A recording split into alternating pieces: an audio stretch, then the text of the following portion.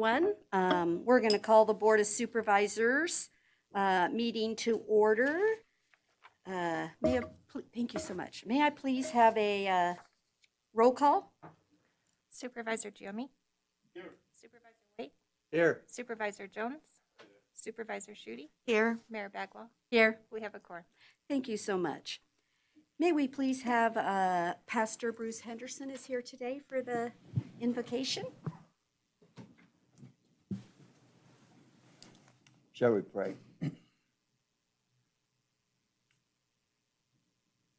The devotional that I'm reading this year begins each month with a short sentence. The sentence for September is God intends good for us.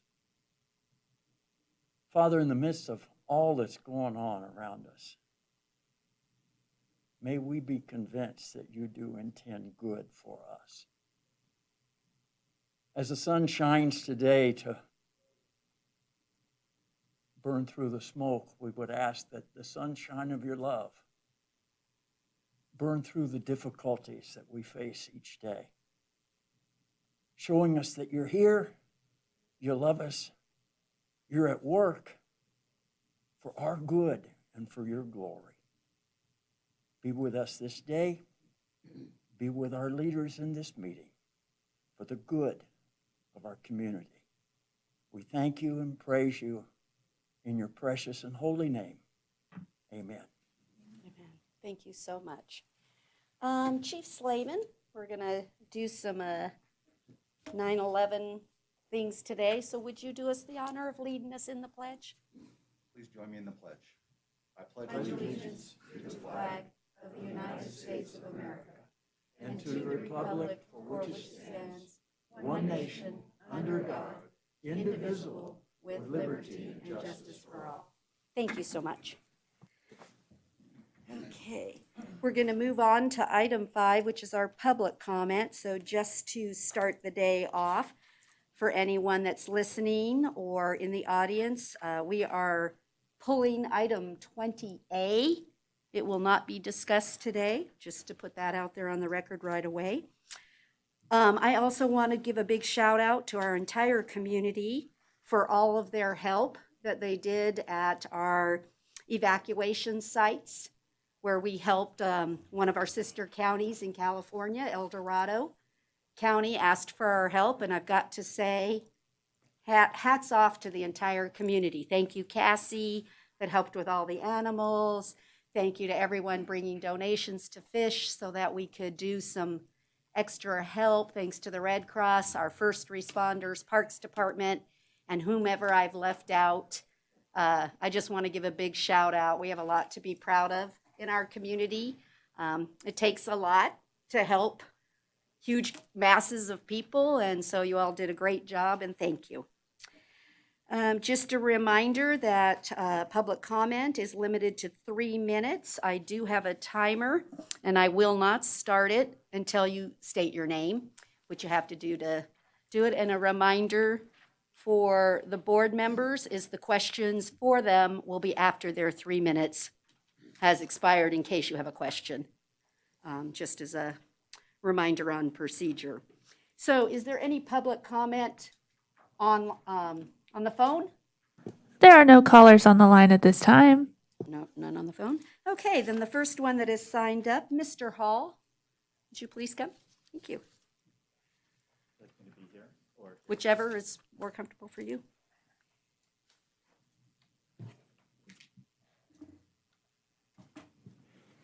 Testing. You're good. Good morning, Mayor Bagwell, members of the Board of Supervisors, staff. My name is Greg Hall.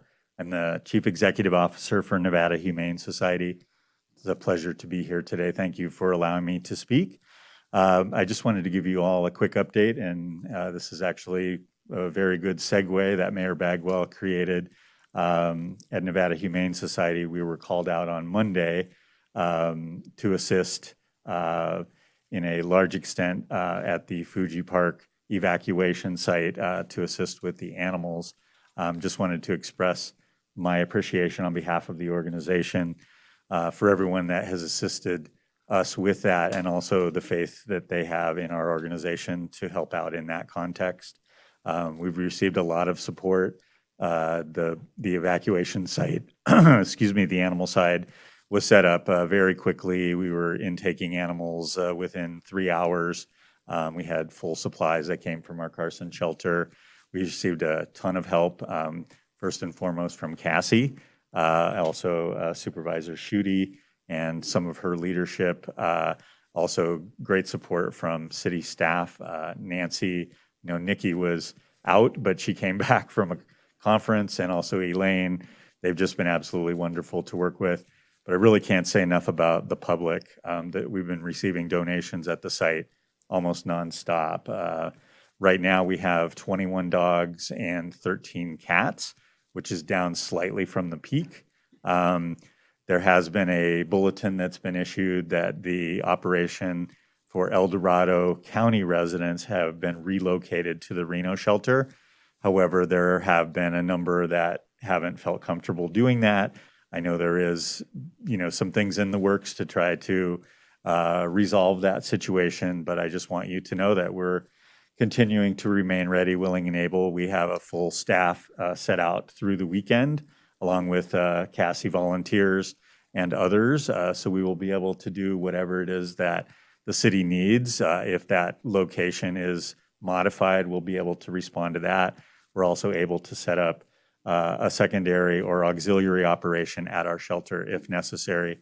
The one thing I would say that has been reinforced during this operation is just the importance of having humans and their pets together. Most people, I think, know that it's very important for the animals. It's very stressful for them not only to be removed from their homes, but to end up in kennels or crates, but also to be separated from their owners creates a lot of stress.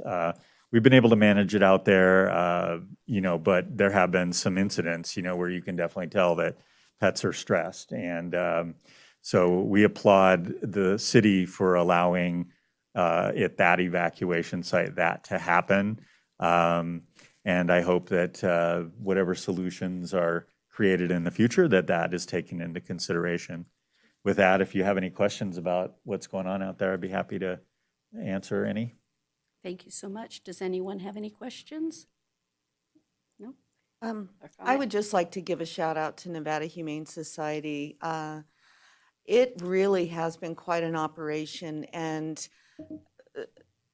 the Carson City shelter is still up and running. And so while their staff is managing the shelter and the just onslaught of donations, which are wonderful, there are rooms full now of supplies, and they're still managing the surrenders, the intakes, the adoptions. They are also on board at Fuji and organizing schedules, and we have people there overnight. And so really it's a huge process, and the support of the community and Nevada Humane Society is to be commended. And I second Mr. Hall's comments about, people with their pets and being out there all the time these last few days. There are some animals that they're just frightened. And while we have a lot of volunteers there helping to walk them and get out of their crates so that we can clean the crate, feed, all of that, some of these animals really are, it's scary for them, and they don't want to go back in that crate. And that's where it's so helpful to have their owner come and help them and calm them. And when you have a really big dog that is scared, that can be dangerous. And so we need those owners there. They want to be there. It's just a good plan. So I just wanted to put that out there. Thank you. Well, thank you for your kind words, Supervisor Schutte. Your individual efforts have been just outstanding. I should also respond by saying has been a huge team effort, even beyond those that I identified. Washoe County Regional Animal Services sent 2 officers down. We work very closely with them. But also, I think this is a great example of where communities come together despite some of the rivalries between Reno and Carson. We're fortunate that we have, a large shelter in Reno, and we were able to pull resources from there. But also, the citizens of Reno and the Truckee Meadows, the entire area, have been just absolutely amazing with their donations, and they're sending some of that down to Carson City. So it's a really great thing that I'm seeing between the communities. Thank you so much, Mr. Hall. I appreciate that. Okay, thank you. I have Ms. Perkins. Thank you, and I want to say that I am dealing with a concussion, so this is not the easiest thing for me because I got hit by a car in front of my house. So, It's no problem. Thank you so much. okay, so Nanette Perkins. I want to start with asking everybody to please, I really like it if all of you would write this down, FLCCC. This is a website where you can read all kinds of statistics on how ivermectin stops COVID transmission and stops it from proliferating in the body. It's incredible, and I know a lot of people are against it. I laughed when I first heard about it until I started looking at this information. There was a governor in Paraguay, I believe, where he didn't want to go against his whatever. So he did a program where he handed out ivermectin to everybody as COVID was way up high. And as soon as he started doing that, he claimed it as a parasite removal for the people. They handed it out to all these people, and their COVID went down. It stops people from being it makes them be non-infectious, which is not like the vaccine where they're spreading it around. There's just so much information. I'd really love it.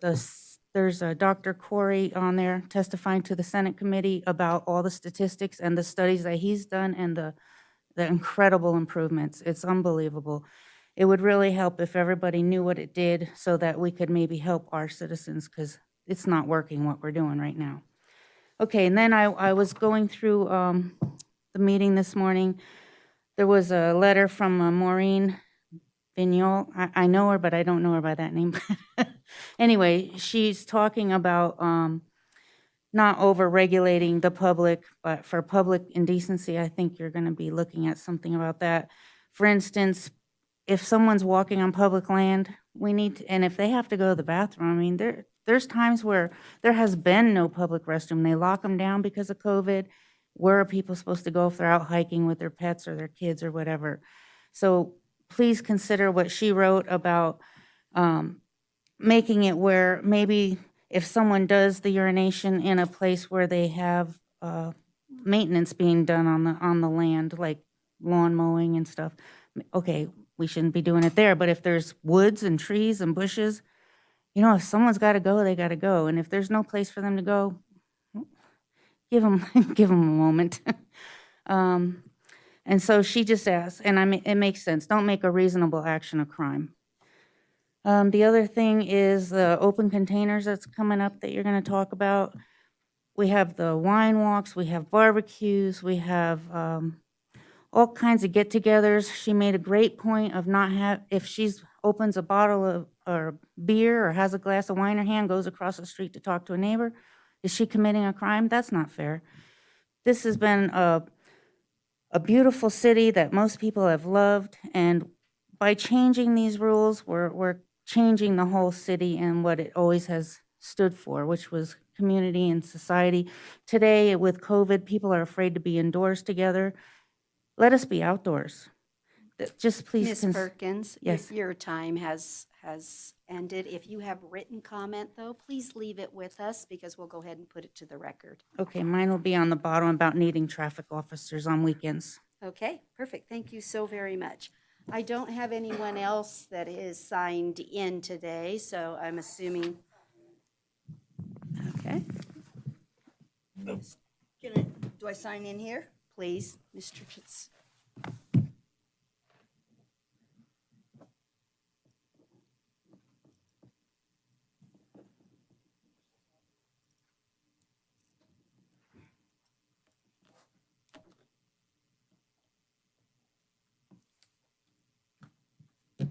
Mr. Shirk, you may proceed if you would like. You don't have to if you don't want to, but you may proceed.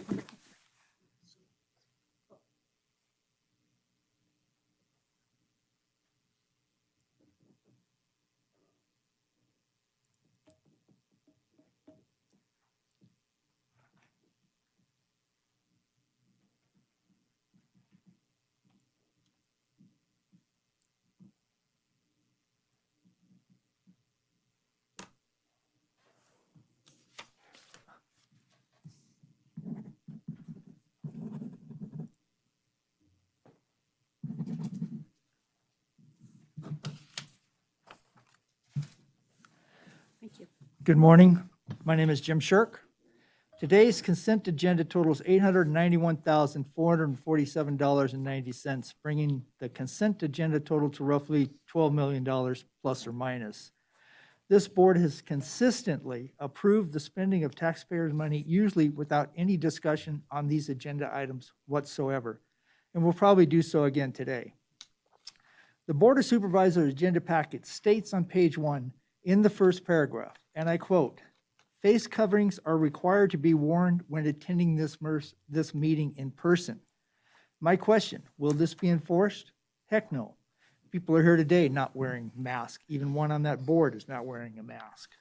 Also on page 1, paragraph 4, it states, "Public comment will be limited to 3 minutes per person." This is in bold type and is even underlined. My question, will this be enforced? Oh, hell yes. What is interesting about this bold underlining statement, I could not find it on any agenda packet through all of 2020 and 2021. So did it just start today? Ironically, if it did, this occurs right after I contacted the mayor inquiring about public comments. The mayor can allow the public to make comments on each agenda item after presentation and before the board votes. However, in her email, she basically declared, nope, ain't gonna happen. The mayor personally, on her own, forbids the public to speak after an agenda item. Why? The mayor believes there is a health and public safety issue which limits the public access. Supposedly, this is why citizens are not given the right to free speech. I will remind the mayor, at the August 19th meeting, every seat in this room was taken, and people were standing everywhere inside this room. There were even citizens standing outside in the corridor and sitting there as well, and that connects to this room. I will further remind the mayor that you and this board posed for pictures in this very, very, very overcrowded room. All the while, the mayor is forbidding citizens the right to speak after an agenda item in a less crowded room.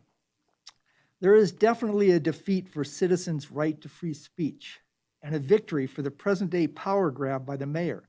This is very similar actions that Nancy Pelosi takes. My name is Jim Shirk. You can reach me at ilovecarsoncity@gmail.com. Thank you. Anybody have any questions? No? Thank you. I do have 2 individuals that have requested to talk. You will need to have your mask on, or you will not have public comment.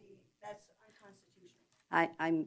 We're, So I will wear this mask that Thank says you. this mask is as useless as our governor. that is, what's on it is your business. So, Ms. Trzynski, if you would like to come, that's perfectly fine.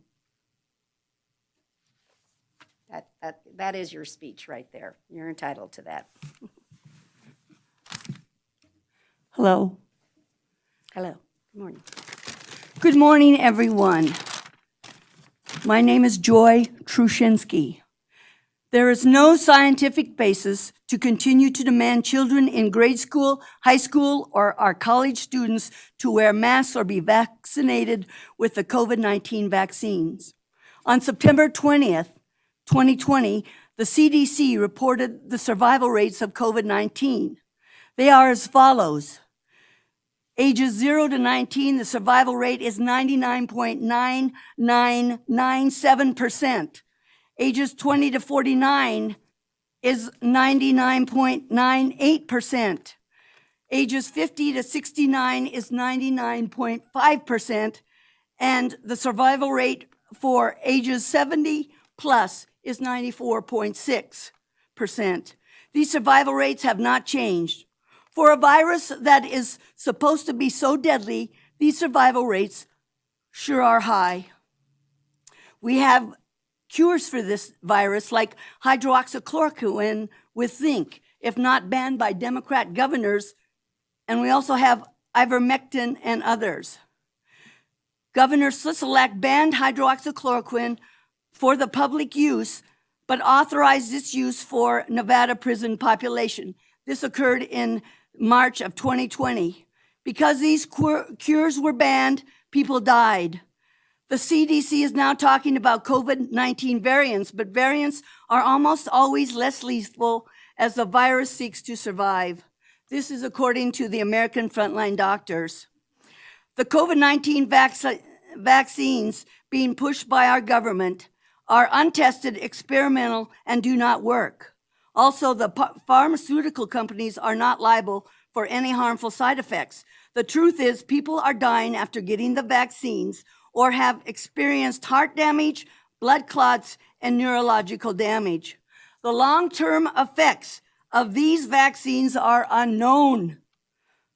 And parents should know that giving these vaccines to their children who are basically immune is dangerous. As to wearing the masks, the CDC in 2009, with the outbreak of the swine flu from China, came out with the harmful effects of wearing masks. There are about 9 harmful effects, but the 3 I am going to mention, the most important, is wearing masks reduces your immune system, can cause serious respiratory infection, and death. The CDC stated that masks usually worn by the citizens do not protect them from viruses because viruses are microscopic. This has not changed. Now, I beg administrators, parents, the public to go to America's Frontline Doctors for information on the truth of COVID-19 vaccines, masks, and the dangerous viruses or vaccines. And I also want to say that I oppose the CDC mobile vaccine clinic coming to town. We should not be supporting Ms. giving Krasinski. vaccines to our children. Thank you very much Thank for you. your time. Thank you. And again, if you have written comment that you want to leave, you may. I show that there is a Karen Stevens, but again, you must have a mask to approach. I'm medically exempt from wearing a mask. Are you a doctor? It's a medical device. Please, you're making the claim. I'm not going to doubt you. My name's Karen Stevens. I'm here as a mother, a grandmother, a citizen, and I'm very concerned about this grant that you want to take from the CDC in order to go around and inoculate people from a virus that hasn't even been isolated. Some people think it's a bacterium. Some people don't think it's anything at all worse than a cold.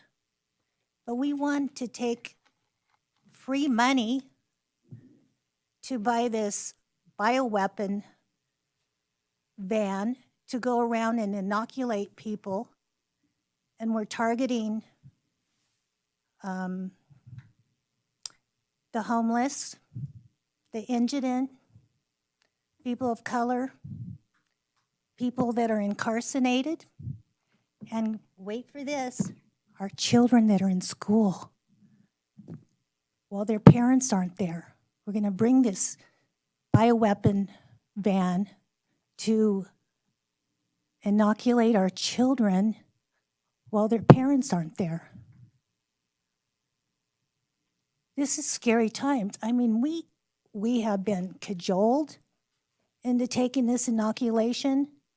We have been tricked. We have been bribed. And we've been given it for free. Hundreds of thousands of people have been injured or died from this, but we want to target our children like they did in Australia, where they had parents drop their children off and 3 of them didn't come out. What are we doing? Who's the next target? That's what I'd like to know. After we target all these people, the people in prisons, are they going to have any choice? And what's this compliance part of the grant? Is this your compliance? How many people are you going to have to inoculate to stand up to show that you're compliant to the grant? Or is it our compliance? Whose compliance is it? I don't know what's going on here, but I feel like I have a target on my back. You guys are going to bring this ban over to our homes next? Biden's already said that's what's happening. They're coming after us. So I don't know why we're taking this money from the CDC and targeting our citizens and our children. It's outrageous, and I object. Thank you. Thank you for your Does anyone have any time. questions of Ms. Stevens? No, thank you. Ms. Trasinski, please. I understand. I don't have anyone else signed up and see no one else, but I'll take one last call for any public comment. Okay, we're going to move on. Thank you all so very much. Oh, absolutely. Absolutely. Just in the nick of time. Thank you. Good morning. Good morning. My name is Michelle Monto. I recently moved here from the Live Free or Die state, New Hampshire. And so I'm not used to people making a vote on my behalf. Here in New Hampshire, you used to be able to vote for whatever item, will of the people, you vote for it, it either goes in or it doesn't. So this is all kind of new to me. I just wanted to speak on behalf of the ordinance that's coming up about the public drinking. I live on the west side. I enjoy going down to a few of the establishments and walking home with a beverage. I don't want that to go in place because it's a great freedom that I enjoy here in Carson City. And I also don't think that if you can have public drinking when you have a special permit for a special event, how come those days are okay but other days are not? I don't think that's fair for me who may not want to participate. And that's all I had to really say. Thank you so much. You're welcome. Thank you. And have a great day. Okay, I don't see any further public comments, so we will move on. Oh, I'm sorry. I didn't see you sign in and stuff. I'm sorry. Come on up.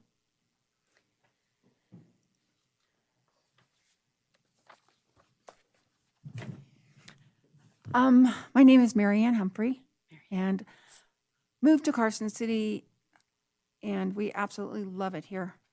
My concern here is I'm very, very concerned about the mobile unit by the CDC. There has been numerous things have come out. Yesterday, they finally gave ingredients that are in the vaccine. One of them is poison. I forget what it's called.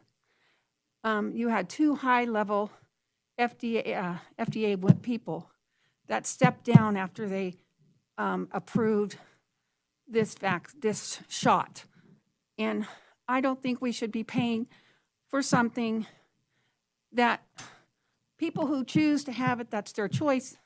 People who don't want it should also have that choice. And we shouldn't be funding and having a grant paid for a mobile unit when you can go to Walmart, Walgreens, wherever, and get it for free. And we can't take that right against people and children or anyone else. And I think it's wrong as you representing our city to accept that when you're endangering people, because this is poison. It's actually been listed. I forget what the name of the thing is. I can get it off my phone. Because they finally listed the ingredients that are in this shot that they weren't telling anybody before.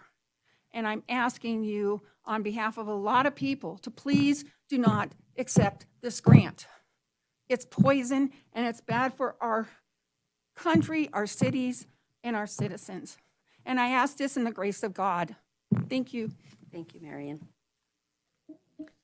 Okay, last call.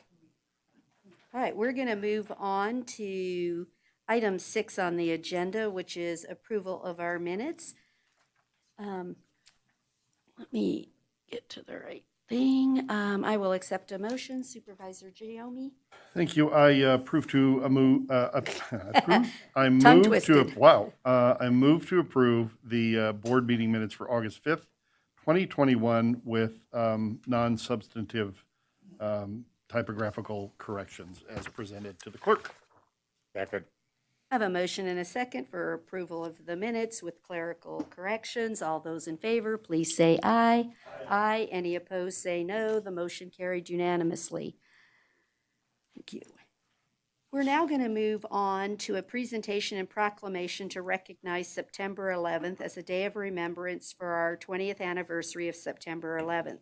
I'm so honored to ask Supervisor Giomi, who was a fire chief here in our great city, if he would do us the honor of reading the proclamation, and then if I can have the sheriff and our current fire chief please come to the front so that we can recognize the first responders in our community. Oh, I see Mr. Tushbont, if he, Yeah. So I'll Jerome, go ahead if he and, also wants He's to. okay. He doesn't want to come? All right, go I'll ahead. go ahead and read it from here, and then we'll Come adjourn down down and there. sign. We'll sign this and do a photo with you folks. I appreciate the mayor allowing me the honor of reading this proclamation, as I was our fire chief and emergency management director on September 11th, 2001. So it has some special meaning for me. I appreciate it. Whereas on September 11th, 2000, the strength of the American people was tested like never before, as our nation watched the deadliest terrorist attack on U.S. soil to ever occur. And whereas nearly 3,000 men, women, and children lost their lives that day, along with those who were seriously injured and forever impacted by this tragedy. And whereas every year since, we come together in solidarity to remember the first responders and civilians whose lives were cut short by these acts of terrorists 20 years ago. And whereas on December 19th, 2013, Carson City declared Mills Park as a permanent location of the World Trade Center 9/11 Memorial that has given our community members a place to gather and pay tribute. And whereas on this day, we should honor those who lost their lives and those who sacrificed their lives for others, including the men and women who showed bravery in responding to the attacks and aiding the victims. Now, therefore, I, Supervisor Stacy Giomi, on behalf of Mayor Lori Bagwell and the Carson City Board of Supervisors, do hereby proclaim September 11th to the 2021 as 9/11 Day of Service and Remembrance, and wholeheartedly invite everyone to join us to honor the lives lost and those impacted at the 9/11 Memorial Site in Mills Park on this coming Saturday at 4 p.m. So if you would join us down below, we'll sign this proclamation and do a picture.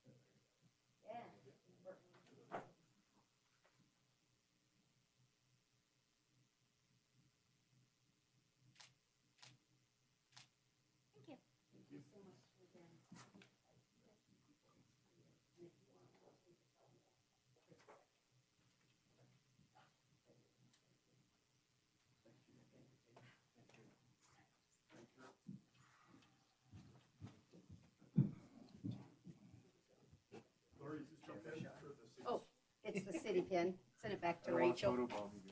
Okay.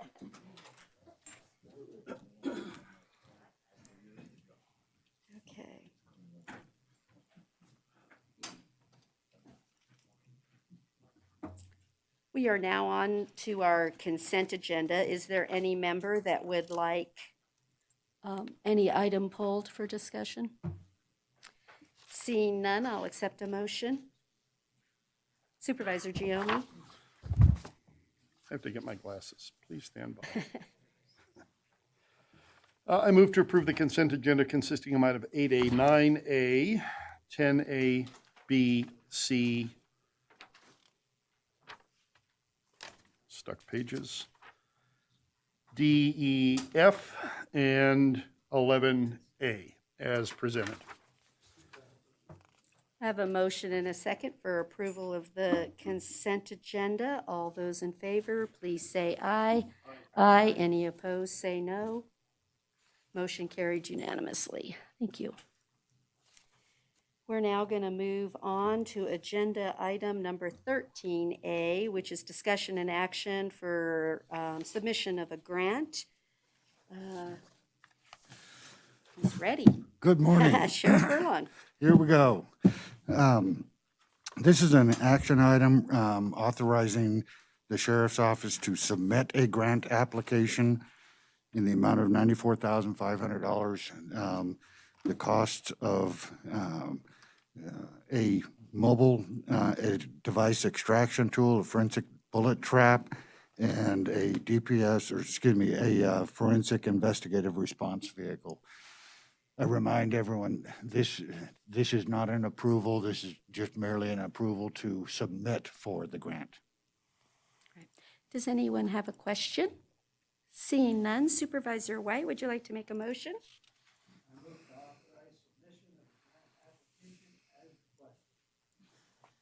Do I have a second? I have a motion and a second for approval of submission of the grant. All those in favor, please say aye. Aye. Any opposed, say no. Motion carried unanimously. Thank you. Thank you. We're going to move on to item 14A, which is discussion and possible action and a business impact statement concerning a first reading, defining and prohibiting indecent conduct in public. Mr. Woodbury, thank you so much. Oh boy, those are some big law books. Yeah. Would you please take us through this item?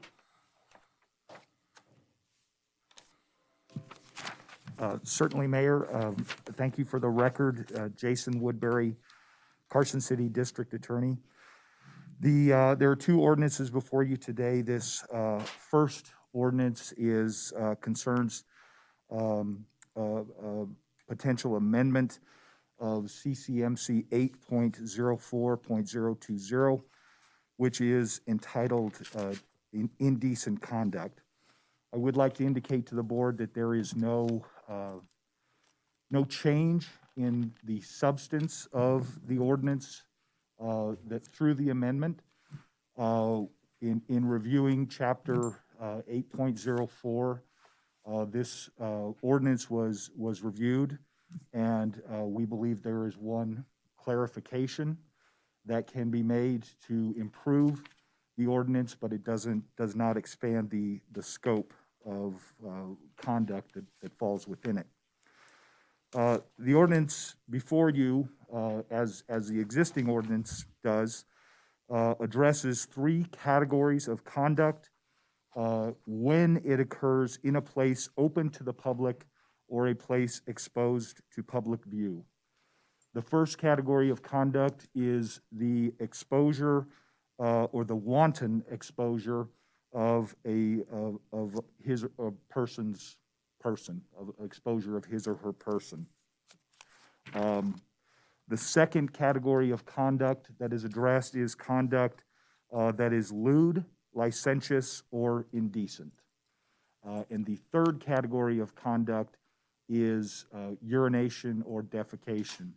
The defect that we identified in the existing ordinance is that there was a blanket it addressed urination and defecation in a blanket way. any urination or defecation occurring in public. And of course, there are public restrooms that when used for their intended purpose, it involves those bodily functions in public. Obviously, it has never been enforced in that way. We merely wanted to, provide a more precise articulation of the conduct that was prohibited. So we went with that. The other change to the existing ordinance is that the existing ordinance addresses conduct that is either seen or heard by another member of the public. In reviewing similar ordinances throughout the state and throughout the country, I was unable to locate any other ordinance, similar ordinance that discussed conduct within the hearing of another member of the public. The actual prosecution of that presents some practical obstacles. To my knowledge, it's never been the subject of a prosecution. So again, in an effort to provide a more precise articulation of the conduct at issue, we did remove that from the ordinance that is before you. Other than that, substantively, this is a reiteration of the existing ordinance that's been in place since 1982. Thank you. I would like to address the two things. One, the business impact statement. Ms. Paulson, for the record, is it indicated there is no impact?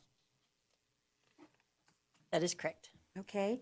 And then I would like to discuss this morning, we had an individual that brought up a comment or concern that someone is out hiking or whatever, and the body has to do what it has to do or whatever.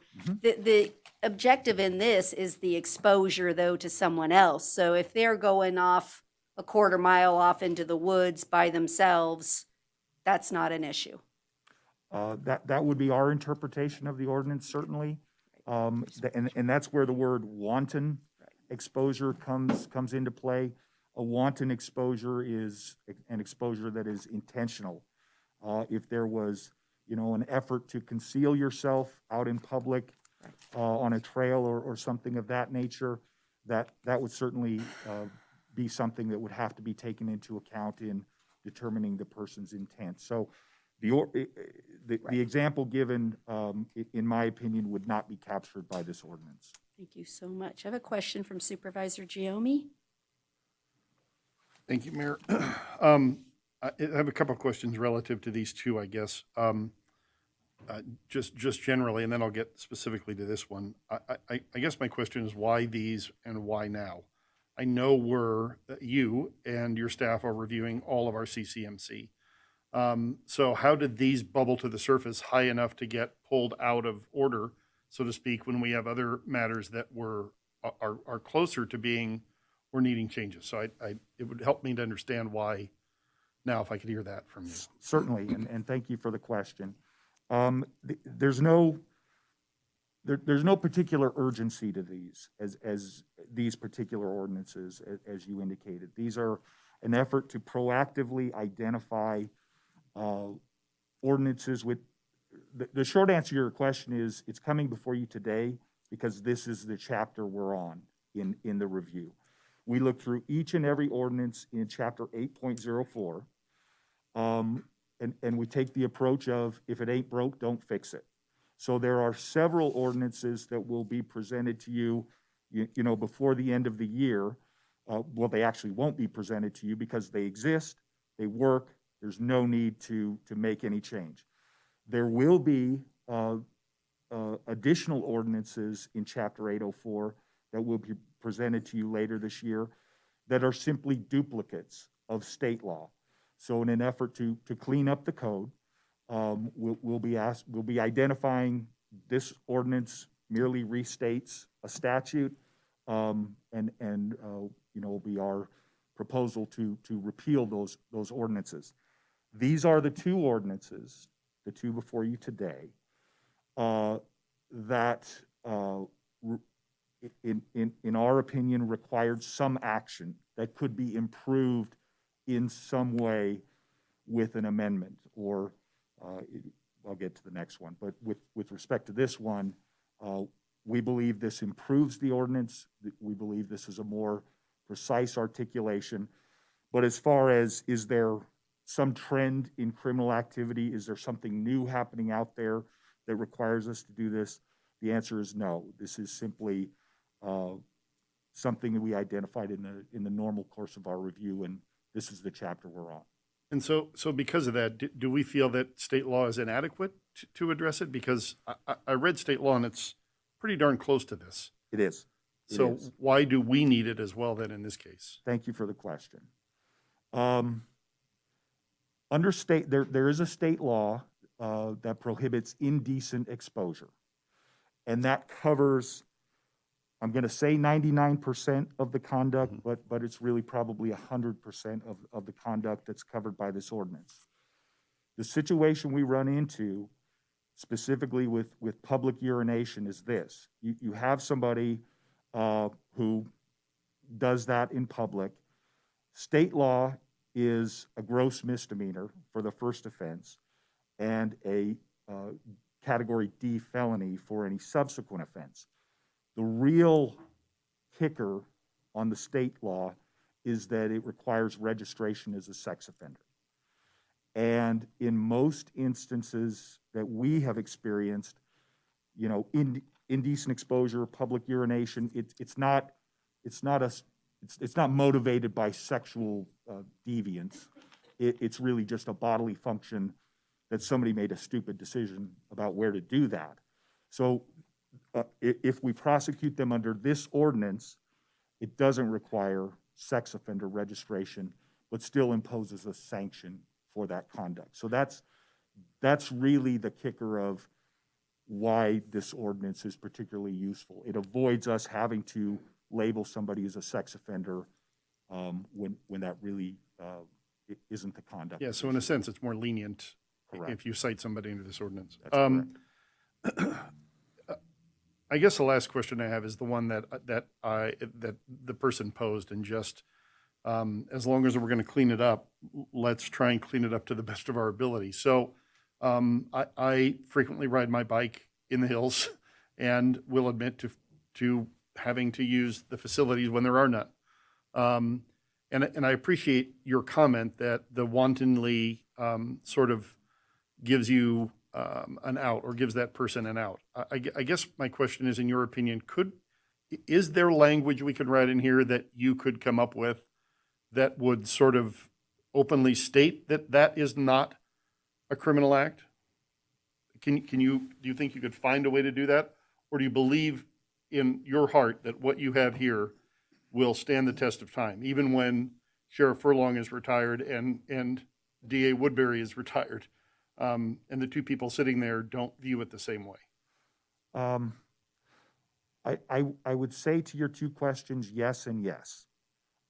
It is certainly possible to, I think, make a reasonable effort to articulate that exception. That, and I'm shooting off the cuff, and I would want some time to think about it. But if you take reasonable measures to conceal, what you're doing, then that's not captured by this ordinance.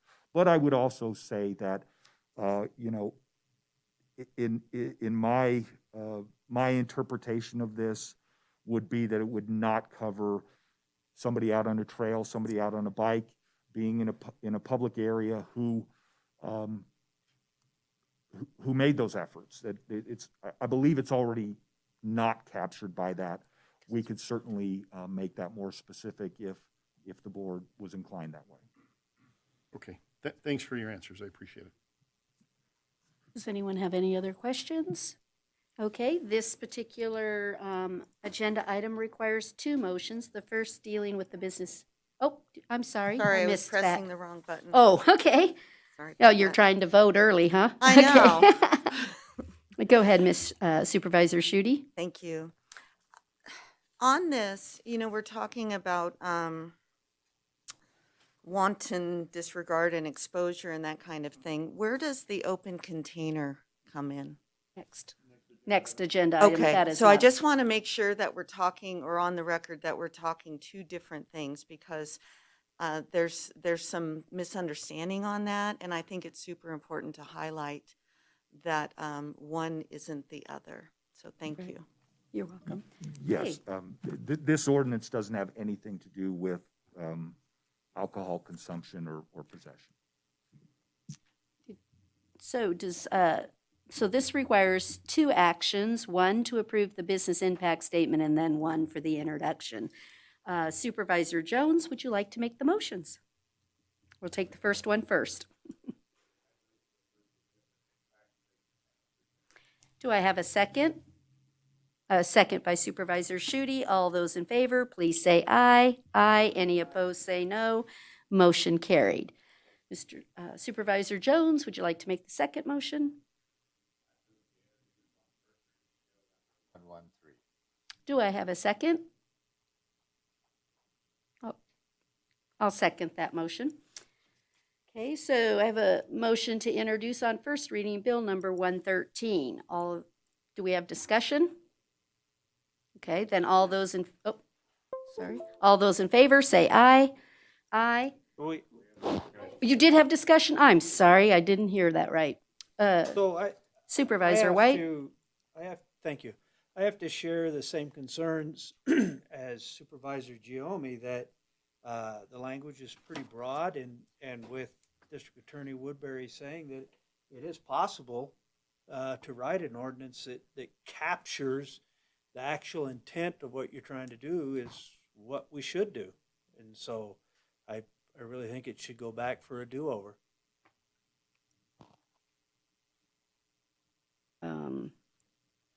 It's certainly the pleasure, and we can take a vote. I believe the word wantonly covers what you're trying to achieve, and so I'm not seeing, first of all, if a person's out on a trail all by themselves riding a bike, who's going to make the complaint? Because there isn't anybody they were exposed to.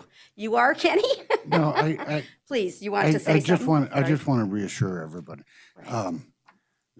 Where you see these events normally being complained about is around bars. That's plain and simple. It's certainly, I can't think of ever a case where we have been called out to a trail because someone stopped their bike and stood behind a tree. I just can't see that.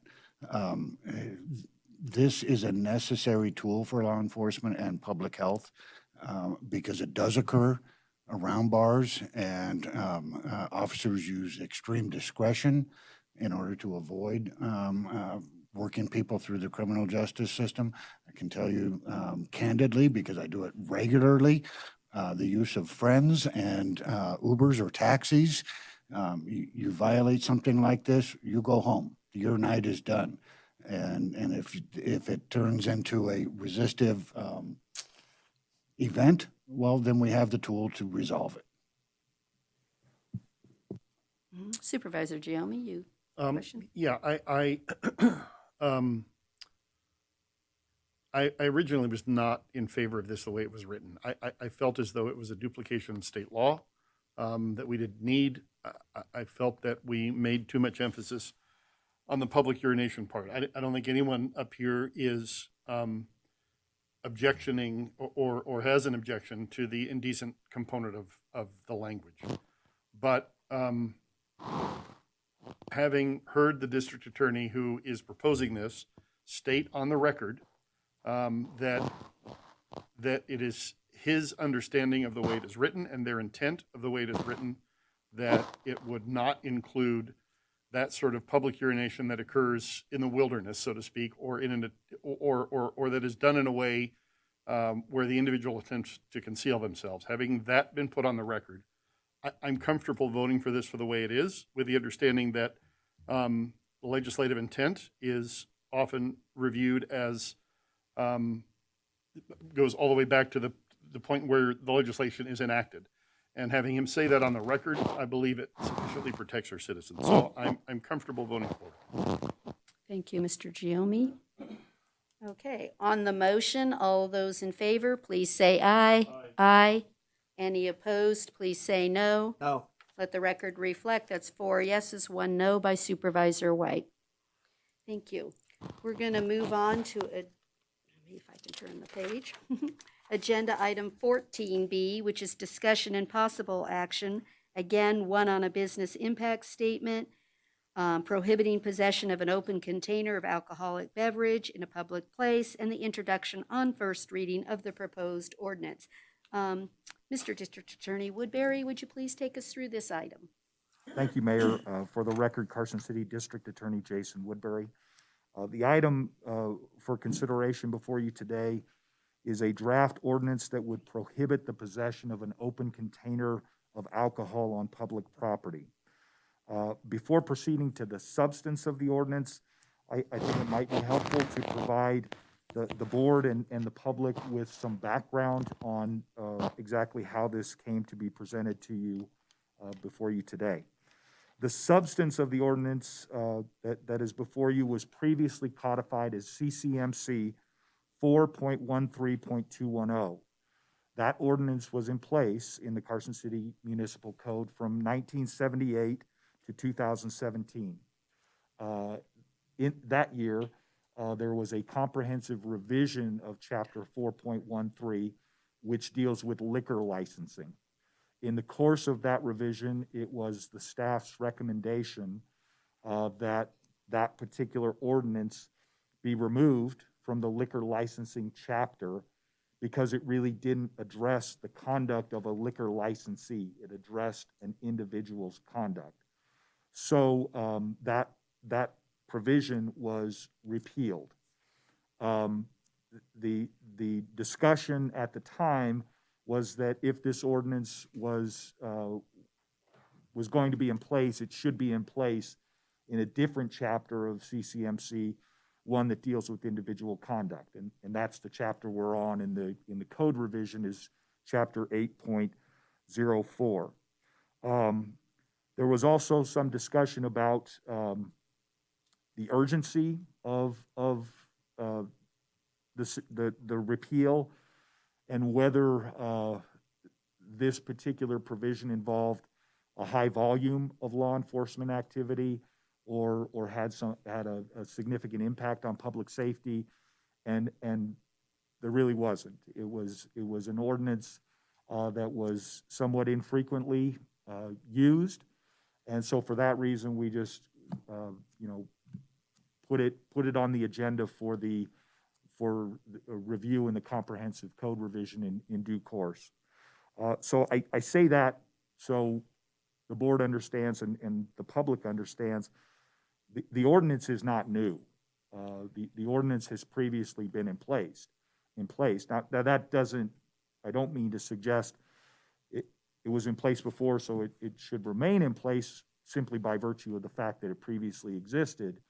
But it, as I said in the previous item, there is no new conduct. There is no new crime trend that has prompted us to bring this before you today. It is simply a matter of housekeeping more than anything for the board to review this ordinance. So moving to the substance of the ordinance, the draft was prepared in a way so to the maximum extent possible to preserve the previous ordinance. We're trying to do that with all ordinances. We're trying not to wordsmith. If there's an ordinance on the book and it works and there's no need to change it, we won't mess with it.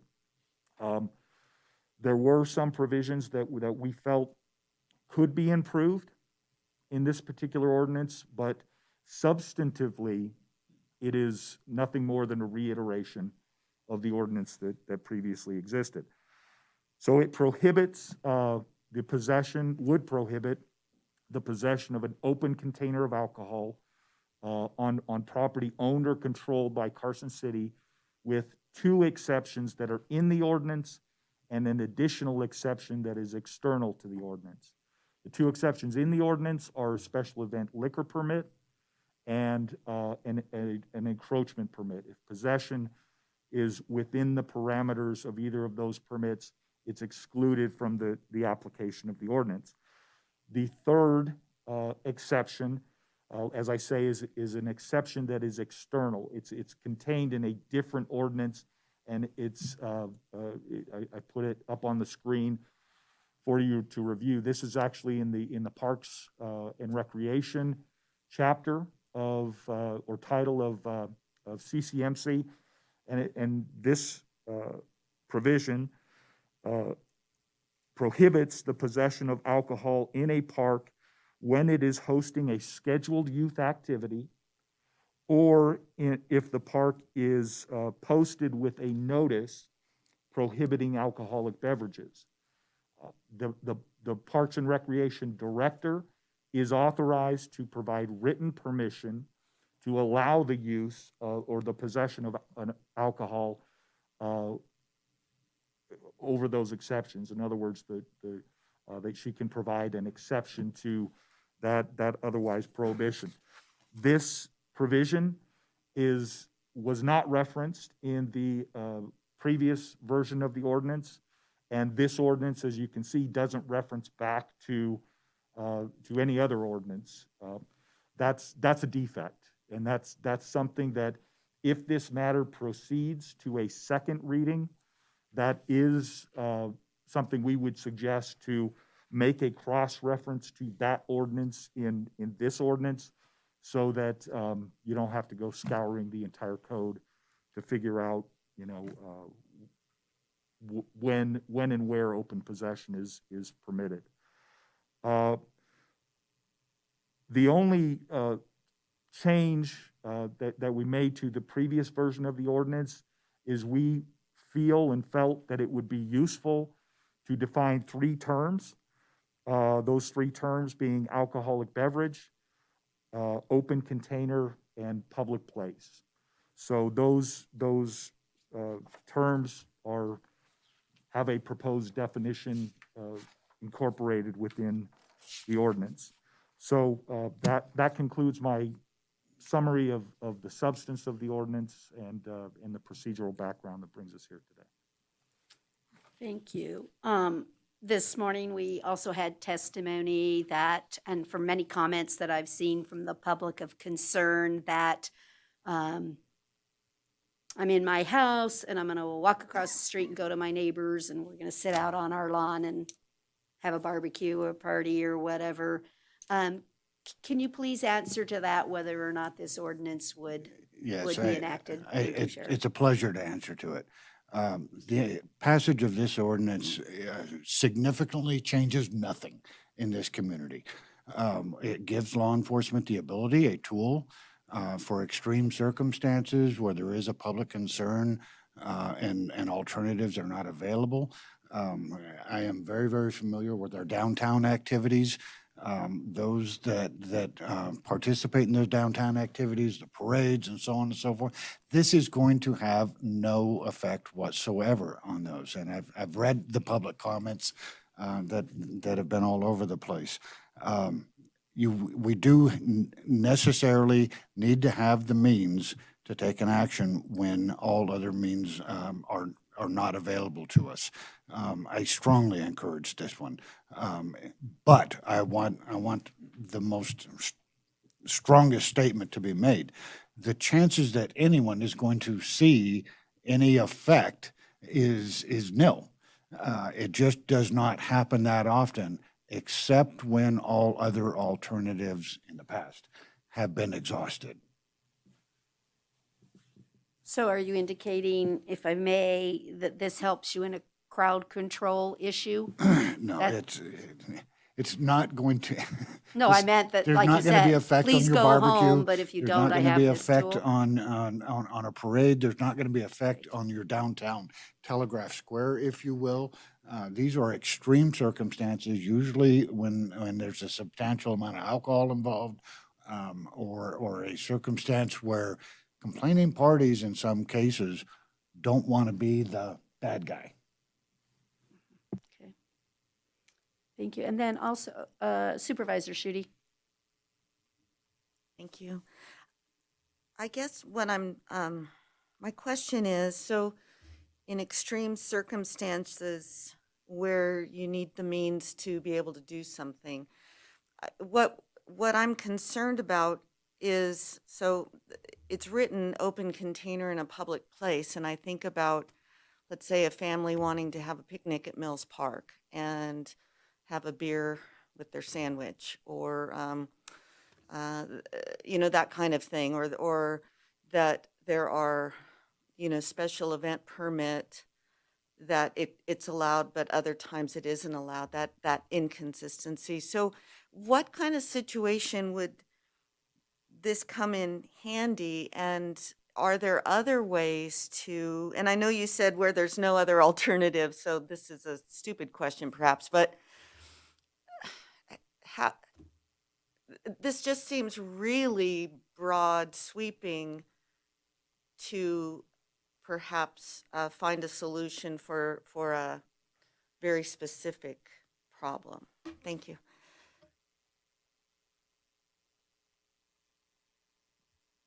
I can provide one example. I mean, the fact is that it rarely comes up that this ordinance alone is necessary to address conduct. Almost always, the conduct involves not just a violation of this potential ordinance, but other violations, disorderly conduct, breach of the peace, things like that. The example I can give you from a real life case where it was useful from a public safety perspective to have this ordinance in place happened obviously before the repeal. There was an individual at the Rand Avenue Motel who was trying the exterior doors, trying to enter one of the motel rooms. He was not a guest of the motel. So the manager approached him, asked him to leave. He refused. Another hotel employee approached him. The man began to get verbally aggressive and yelled some obscenities. Leaves the motel, crosses the street, goes to the convenience store, enters there, yells at some employees, leaves. And in the meantime, police have been called in regard to this person, and they encounter him on a sidewalk on Highway 50, and he has an open container of an alcoholic beverage.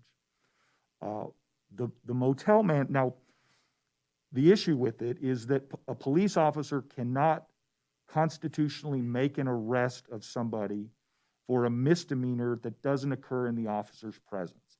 There are exceptions to that, DUI, domestic battery, a couple others, but for the most part, and this individual hadn't committed a crime that was one of those exceptions. So the officers had no constitutional basis other than the open container to actually take this person into custody and remove him from the situation. The motel manager did not want to be involved, and that's what the sheriff referenced.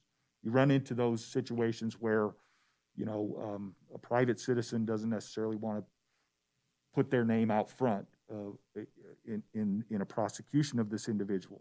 That's not infrequent. So there was no private citizen to proceed with a citizen's arrest of this individual, and the officers were left with this one ordinance to, in their judgment, remove the individual for public safety reasons and take him into custody. So that's, in reviewing the history of the cases, that's probably the best example I could find of a situation where this was useful. Thank you. Supervisor Giomi. A few things. My first comment is on the business impact statement. It says, because there are no trade associations or businesses that are likely to be affected by the ordinance, and therefore there's no person or entity to whom the notice could be given. Was the Downtown Business Association approached or contacted about this? No, they were not. Okay, so I find that that's a material issue relative to this document, to the business impact statements, just my personal opinion. Moving on to the ordinance. I personally feel there's enough law, I mean, I'm certainly no expert, and you two are, but I have seldom gotten as many phone calls and comments about anything before this board. Not seldom, I never have gotten more comments against an item than I have this. I find it ironic that the city will allow special events to occur which benefit our downtown businesses and the city. And further, even more ironic, that we as a city allow the sale of alcohol at our city-sponsored softball events, and yet are going to prohibit a neighbor from walking across the street with a drink in their hand. And I understand what Kenny is saying, that they're not going to enforce that. But unlike the last ordinance, where there is an articulable statement that you hang your hat on that says wantingly, I don't see that here. So while I appreciate that Kenny and his team are not going to do that, I don't know that a highway patrol officer would feel the same way. And reading the language, it is clear. On Nevada Day, if you have an alcoholic beverage in your hand, you can be written a ticket. If I walk to my neighbor's house for a barbecue on a public street and a highway patrol officer sees me, he could write me a ticket. I don't see a way for me to get out of that ticket. I'm not saying I want Carson City to be the Wild West, because I don't. I think more of our community than that, and I think most of our citizens think more of our community than that. I just don't feel like this is necessary personally, and I can't support it. So that's my comment. Thank you. Supervisor White? Thank you. Kind of said mostly what I was going to say there, but this one for me, well, first, thank you, Jason, for the pretty extended conversations that we had on this and the effort that you made to answer my questions. But again, this one is simply overly broad when I do believe there are several tools that can be used in most cases to take care of these. NRS 203.0.10, NRS 203.119, CCMC 8.04.01, 010. I get the difference between this and the last one, but today we sit here and we have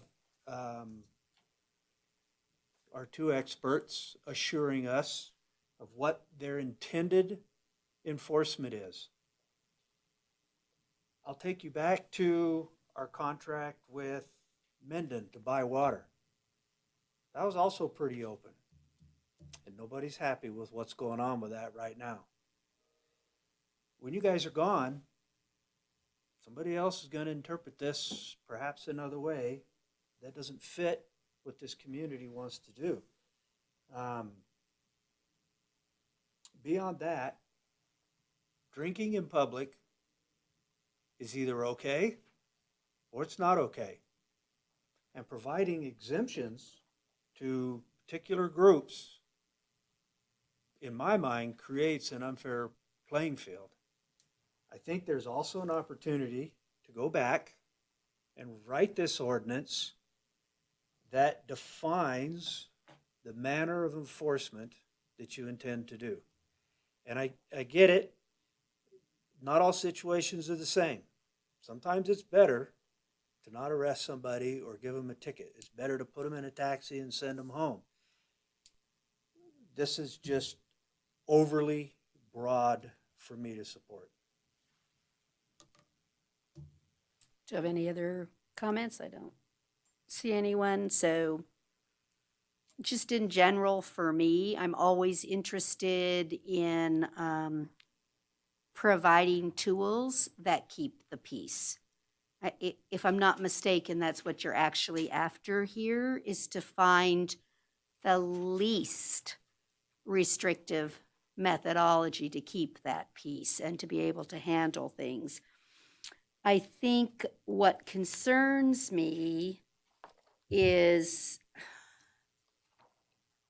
it looks as if we're allowing it when it can be controlled. So when you look at the public events and the items at the park, you're having a vendor, potentially security. You have other things wrapped around the special events. However, I question whether or not, and this is the help I need from you guys, are you having complaints downtown? Because that's where it's really happening, right? That people exit a bar with a container, go to another bar. Where are you or your officers experiencing the need to want to utilize this proposal? Homeless. Okay. Sitting in. Do you want to take that tool away? Do you want to be the business who's being urinated on, defecated on? Well, we just took Do care you of want to that. take the tool away? That's the question. So you're saying alcohol is a issue with that too, not just the. Alcohol is usually at the core of it.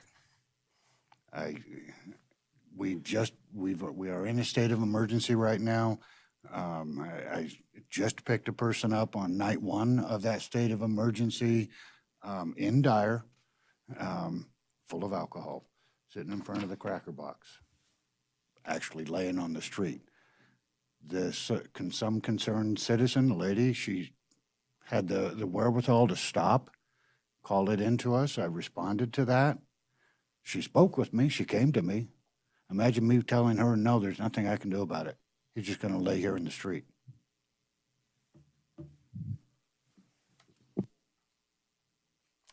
Supervisor Schutte? In a situation like that, wouldn't a CPC? No. But if he's laying there and unable to care for himself? The hospitals have been full. No. We actually got him to one of the shelters through verbal cooperation. We worked with him. But if he had refused, then that's the point. If he refuses to cooperate, then what do I have left? No tools in the book but to get in my truck and drive away. Folks, we have a problem here in this town and across this country with people who just will not. It is rare that we have to use that tool, but having that motivation at the scene in order to avoid going to jail or a citation, comply with our best interests, it works. I'm on the street, you all know it, it works. Having that motivational tool. Law enforcement's not out to arrest everybody. They're not doing it. And the comments, Stacy, that Supervisor Jomey has alluded to, that's just over embellishing the issue. It's not happening. We don't go into people's backyards because they're having a party. My God, during the onset of COVID, I went to a party up at, while I was working, not a block party for people to get out of their houses and share a glass of wine at distance and masked and all of these other things. Law enforcement's not out to condemn these folks, but we do have to have the tools to do the job. We don't jump to those tools first. And in many cases, I can tell you firsthand, we don't jump to those tools second and third. But when there is no other alternative, and Miss Betsy does not want to sign the complaint, or she doesn't want her name attached to it, she just wants it to go away from her, there has to be an alternative. Supervisor Giomi? So, Sheriff, I don't feel like I'm embellishing. I feel like I'm articulating to you the things that have been articulated to me. I think that relative to your comment about a block party, and I'm not suggesting that you go into people's backyards. I didn't say that because that's private property. I guess what I'm saying to you is that if that isn't your intention, then write this in a way so that that's clear. That's all I'm saying. The way this is written, I don't think we should pass it. I don't want to take tools away from you, but I want you to have tools that are realistic and don't have our citizens feeling like we're Big Brother. In terms of, in fact, I found an ordinance when I was reading Title 8 that said you can't sleep on the sidewalk. So that's a tool you have. So in that case you described, that individual could have been written a citation, misdemeanor, for sleeping on the sidewalk. So I think the tools exist. I think if you want a tool to address those instances where someone has an open container and is being belligerent, or an open container and is disturbing the peace, I would support that. But a blanket statement that you can't have an open container when you're on public property is too much for me. That's all I'm saying. I respect the job you both have to do. You know I do. I've told you that. So please don't mishear that, because I absolutely respect what you do. I just think you have tools to do it, and this feels like a stretch to me. So I respect you both greatly, and I hope you don't hear that I'm not, because I do. Of anyone else with a question? Supervisor Shute? Yeah, I would like to piggyback on what Supervisor Giomi just said. I really think if this really needs to be reworded, if there is a need for an ordinance and more tools, a way to reword it, talking about how to mitigate the circumstances, how to address the specific needs versus something so general that then it can turn into inconsistent enforcement. And so I so appreciate what you're saying, and absolutely tools are incredibly important for the health and safety of the community and for people, just their peace of mind. So, but I really think the wording needs to be more specific to address those circumstances that really you're trying to address and need to address. Supervisor White? Just taking that, I guess, a little bit of word crafting or something. Is there a way to write this so that open container is a secondary offense? In other words, you have to have done something else for the open container to now be an issue.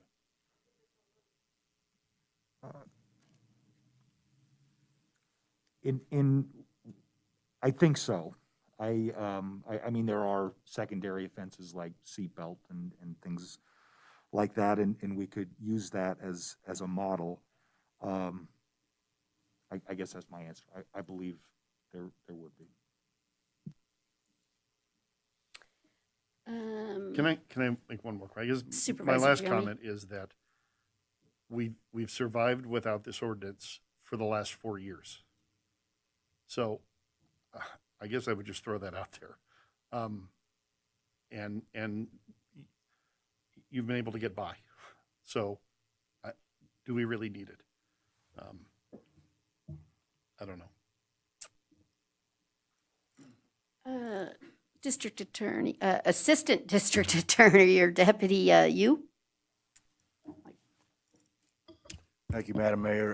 You know, I've been sitting here and listening to the discussion on the record, which is, you know, there's a lot of good discourse here. And also, of course, being a representative of the District Attorney's Office and, you know, an advisor and counsel to the Sheriff's Office, I think I'm identifying, you know, the main issue here as being, you know, is this as written maybe covering too much, right? But I also understand, of course, what the sheriff is saying is a concern and what my boss, the DA, is saying is a concern.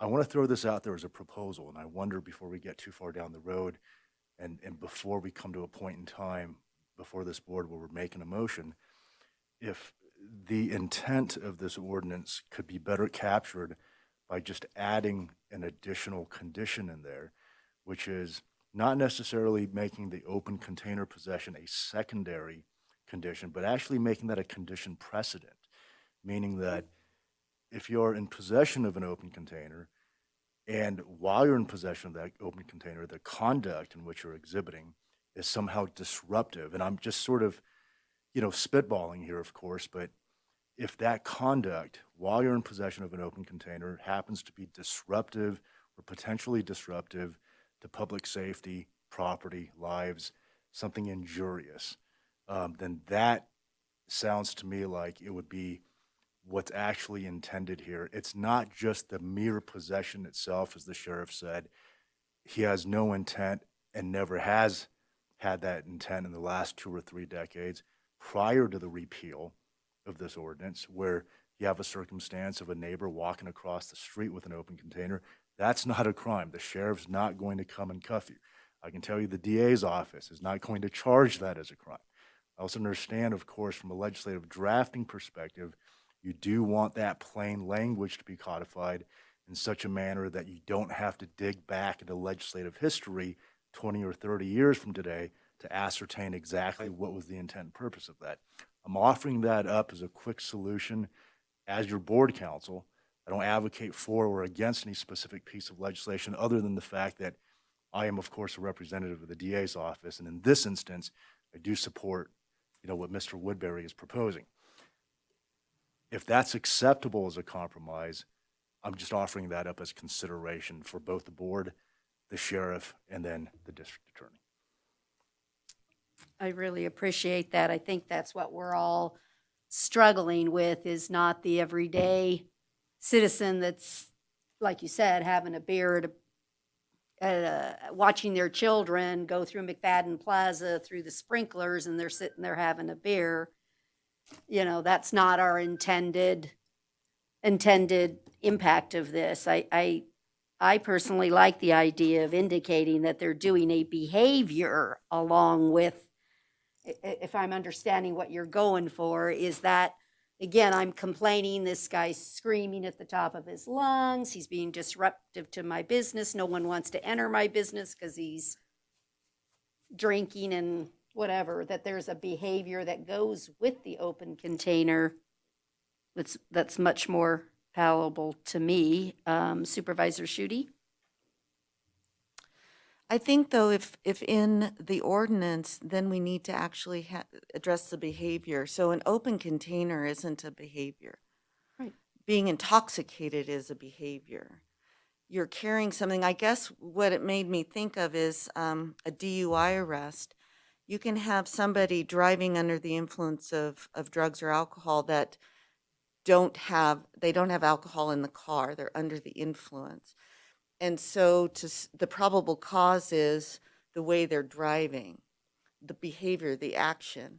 So in this case, the focus as written currently is about an open container versus the intoxicated person acting out or sleeping, or that secondary behavior, or in addition to other, yelling at customers, peeing on a wall outside a front door of a bar.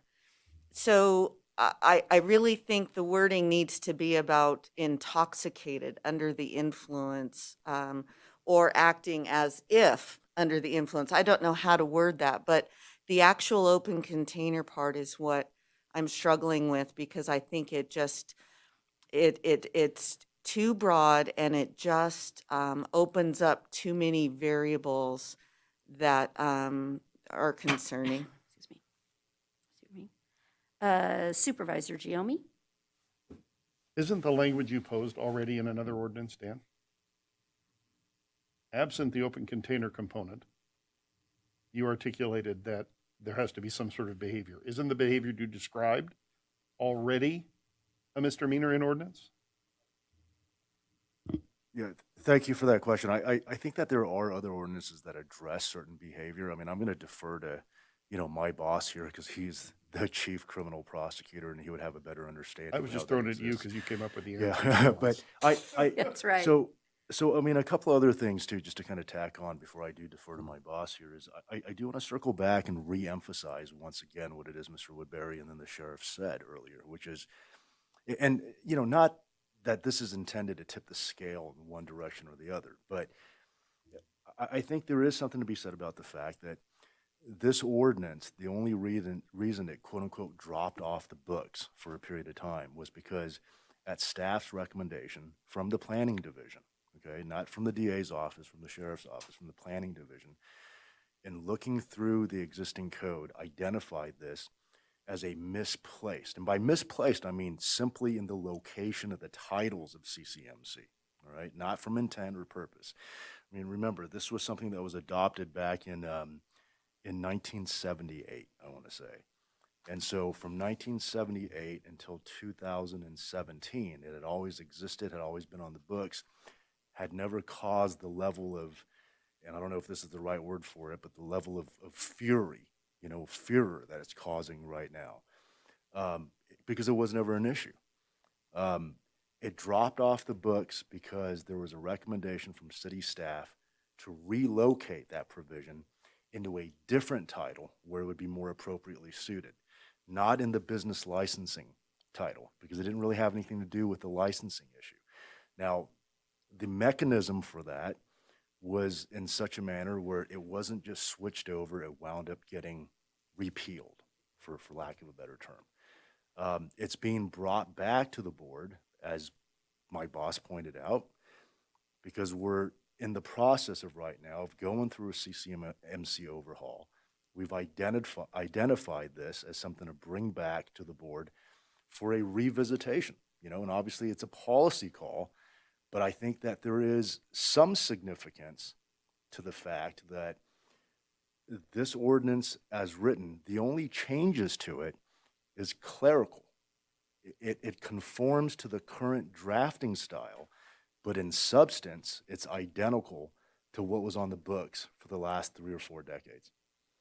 So again, not to tip the scales in one way or the other, but I think that is somewhat, it's of some significance for this board.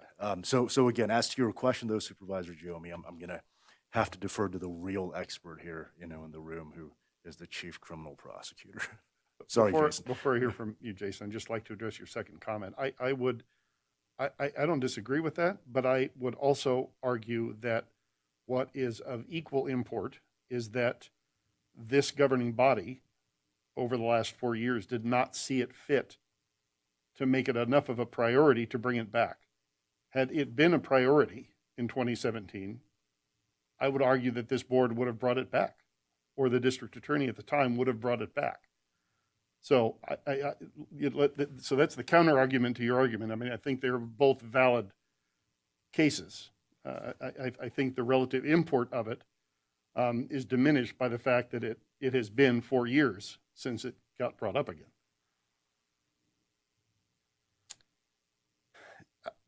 You don't need to answer my question. I'm fine. Thank you. I have to think about this for a second. Unless I'm missing a beat here, I don't know that a motion is even necessary.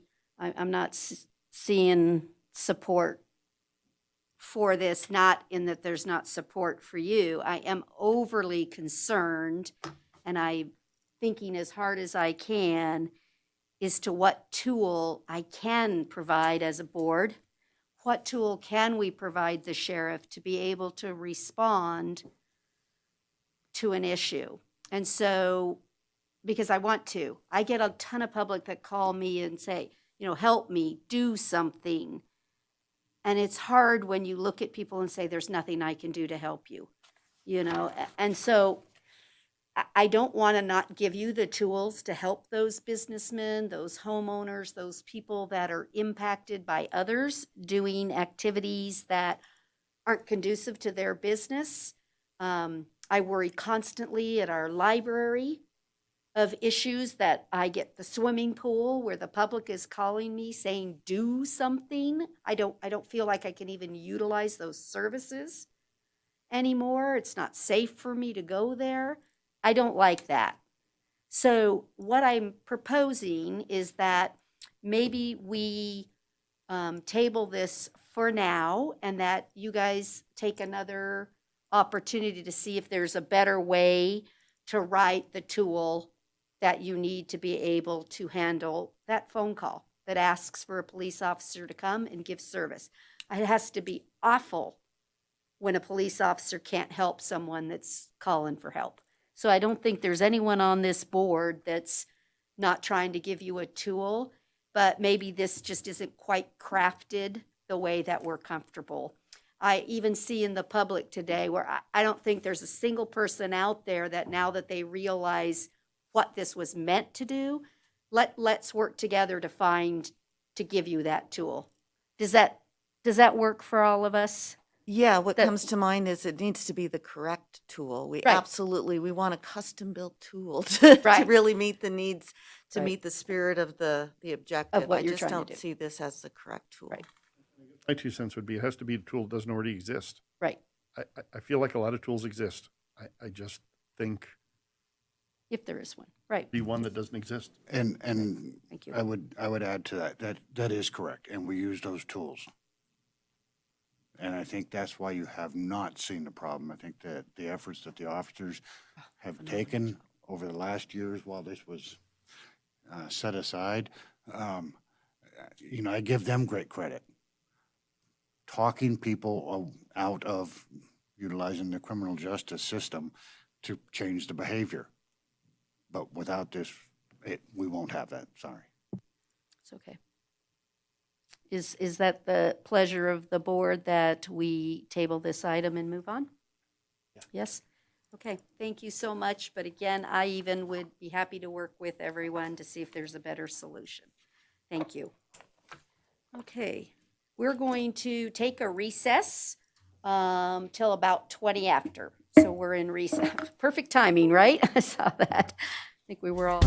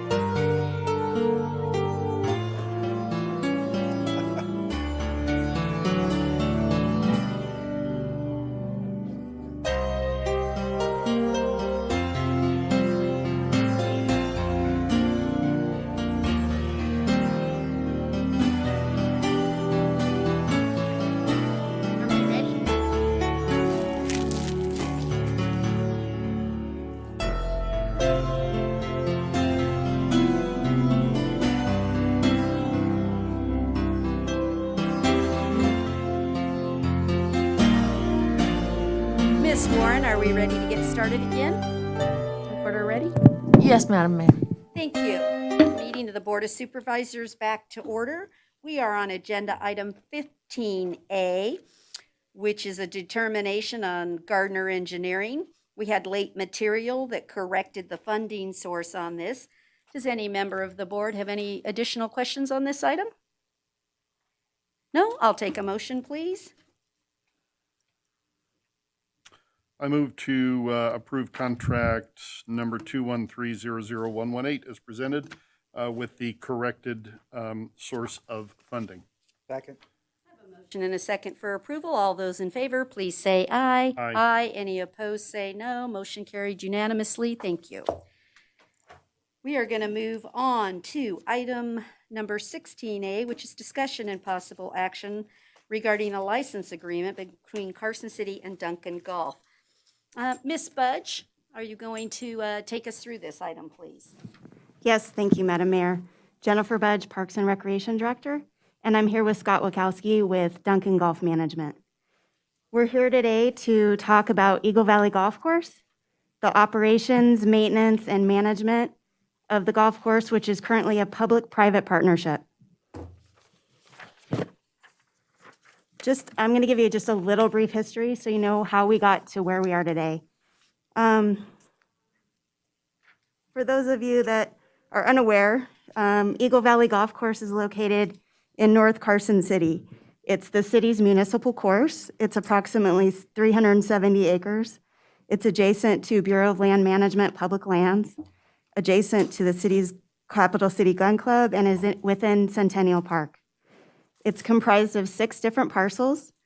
They're all heavily deed restricted. We acquired the land through a combination of ways, some through a federal lands bill, some through land patents for recreation and public purposes, gift deeds from the John D. Winters Family Trust, and the city purchased 1 parcel with utilizing residential construction tax. Reclaim water. A lot of people don't know, but this is the city's first land disposal site for reclaimed water within the city, and it was created specifically for disposal of reclaimed water. Reclaimed water is an integral part of the disposal inventory here at Eagle Valley Golf Course and is compliant with the city's effluent master plan.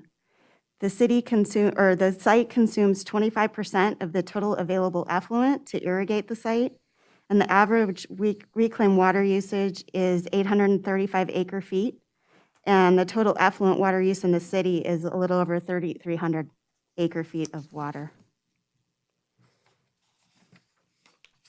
Previously, a nonprofit private organization operated the golf course from 1997 to 2017.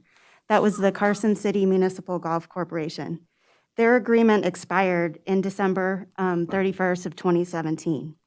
The city chose to select an operator through an open and transparent process, which included requests for proposals, site visits, community surveys, presentations to a review and selection committee, and Carson City Municipal Golf Corporation did not submit a proposal.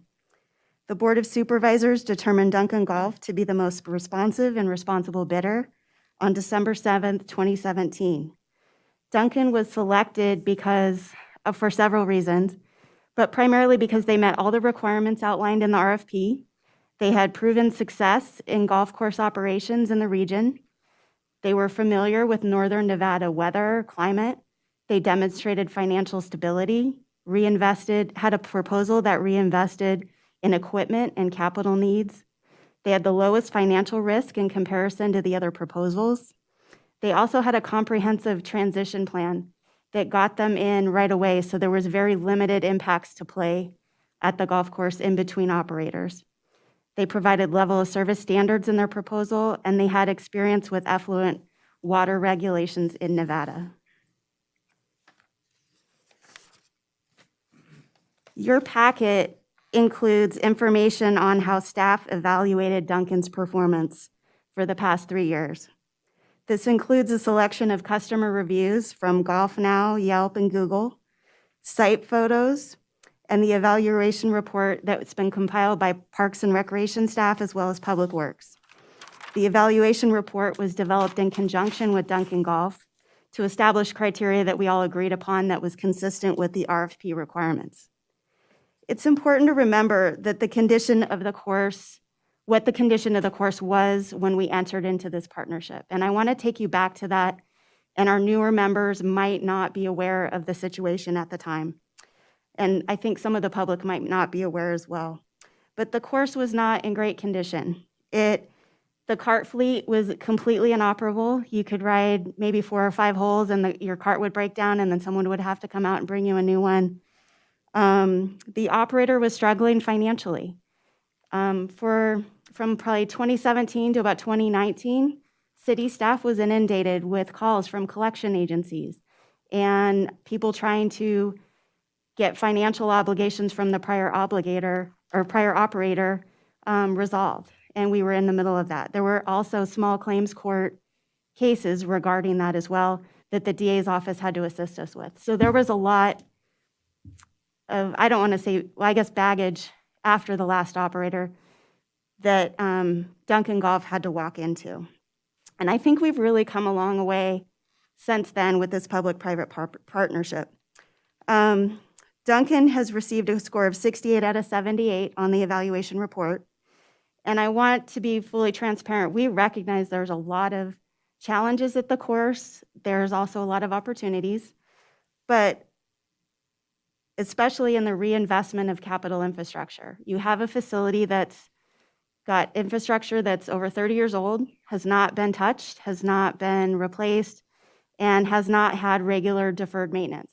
And we want to be fully on the record and recognize that we have significant capital issues on site. We've worked together with Duncan, compliant with the requirements in the current operating agreement, to develop a joint capital improvement plan. The board approved that capital improvement plan as part of the FY22 budget. There is funding identified for this fiscal year, over $82,000 identified for cart path improvements and over $52,000 for bunkers. And these dollar amounts are from the joint planned investment for the 2 items that we've heard most from the public. Those have been the 2 primary issues that we've heard repeatedly. But we also heard that before Duncan took over. I want to be clear that the cart paths and bunkers were previously the largest issue as well. So the reason we're here today is because the current agreement in section 4.5 allows for joint investment of capital improvements, but only upon a few things happen. One is an approved plan for capital, one is allocating the dollars, and 3 is renewing the agreement before the capital improvements can happen. So that's primarily why we're here today with a new agreement.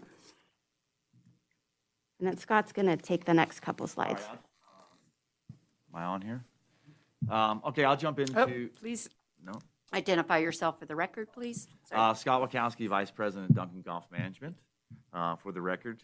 So this is just a brief little snapshot of where the golf course has gone. In 2018 was our first year. As Jennifer said, the asset was not in the best condition. It took a few months to get a cart fleet. We had, I think, 23 operable carts for 36 holes of golf. So 2018 started off as a struggle, but got it pretty good by the middle of the year. 2019 will kind of represent that we had some improvements there. There was more play coming out in 2019. 2020 is kind of an amazing year. We were closed for 23 days out there due to COVID. But the golf course being closed for 23 days, we used a lot of our resources in food and beverage and golf to make golf course improvements. And the golf course was probably in the best condition it's been in the last decade. And obviously the golf became very popular as an outdoor sport during COVID. And the people that came out and played golf supports that. 2021, we are projected to exceed 2020.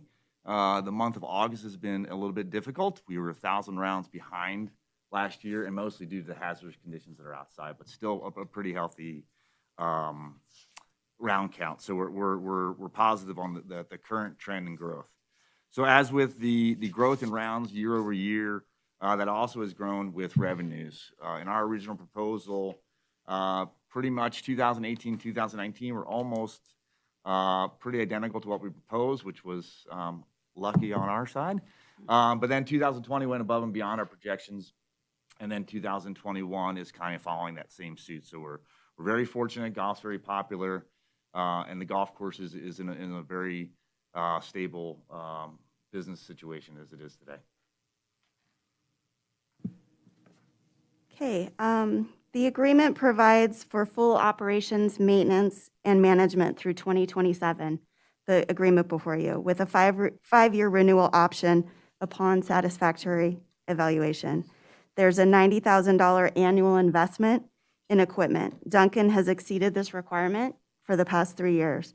I just want to remind you, there's not much operable, if any, equipment provided to them originally when they walked in the course. So they've had to create a fleet from scratch, and they have more than exceeded that investment. They've purchased mowers, an aerator, work carts, and other equipment to develop that fleet. Most importantly, the joint investment in capital improvements to the aging facility, as we've discussed. And that's it. Thank you so much. Thank you. City Manager Paulson, we received public comment through the written method. I would love it if you could kind of go through that, just because I think, again, the public in general would be interested in those answers. Thank you. Certainly. I'll go over some of the questions that were asked in the public comment. The first one was whether the district attorney, if the agreement for our consideration is in compliance with the Nevada state laws, and yes, it is. They wouldn't have allowed us to bring it forward if it wasn't. Another question was that the city doesn't collect real property taxes, and that is correct. Also, the city does not collect personal property taxes at the golf course. Another question was about sales tax, and Duncan Golf is not sales tax exempt. Another question was whether or not city departments maintain specific budget line items for the Eagle Valley Golf Course. And the answer to that is no city departments have a specific line item for the golf course, but the sewer fund would be responsible for the repairs that are outlined in section 8.5 and 8.6 of the agreement. This is charged to our reclaimed infrastructure line item, since this is all part of the city's infrastructure. A question on if Duncan pays for potable water and associated sewer rates, and that answer is yes, and that is addressed in section 7.19 of the agreement.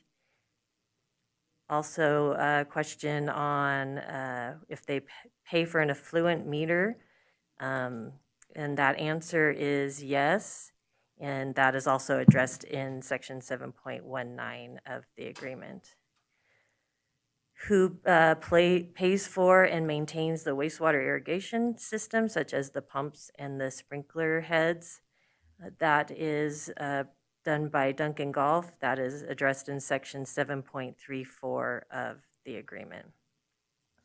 The last question is talking about rebuilding the irrigation system at Eagle Valley and what was the status of that project. And the irrigation system is on our 5-year capital improvement plan and would be initiated with a new controller and then likely phased in. The joint capital investment between both parties would likely fund this for the next several years. Currently, the cart path and the bunkers are the priority, but the irrigation controller would be next on the priority list. Thank you so very much. Ms. Budge? Thank you. Jennifer Budge, Parks and Recreation Director. Just to add onto one of those questions about costs from the city, facilities management does have some, the city does have some obligation regarding the buildings in the agreement, and like the roof, the HVAC system, so things like that of that nature, and that would come out of the facility management budget. Do you know approximately what that is? It's as needed. It is in the city CIP for the replacement cost, but it's been pretty minimal. Okay. I don't have an exact number for you. So I just have a question, and maybe it's for Duncan Management Group here. I think you guys are doing a pretty good job out there and things. I hear mostly good. Like you said, the things that I hear negative aren't any different than what I heard before.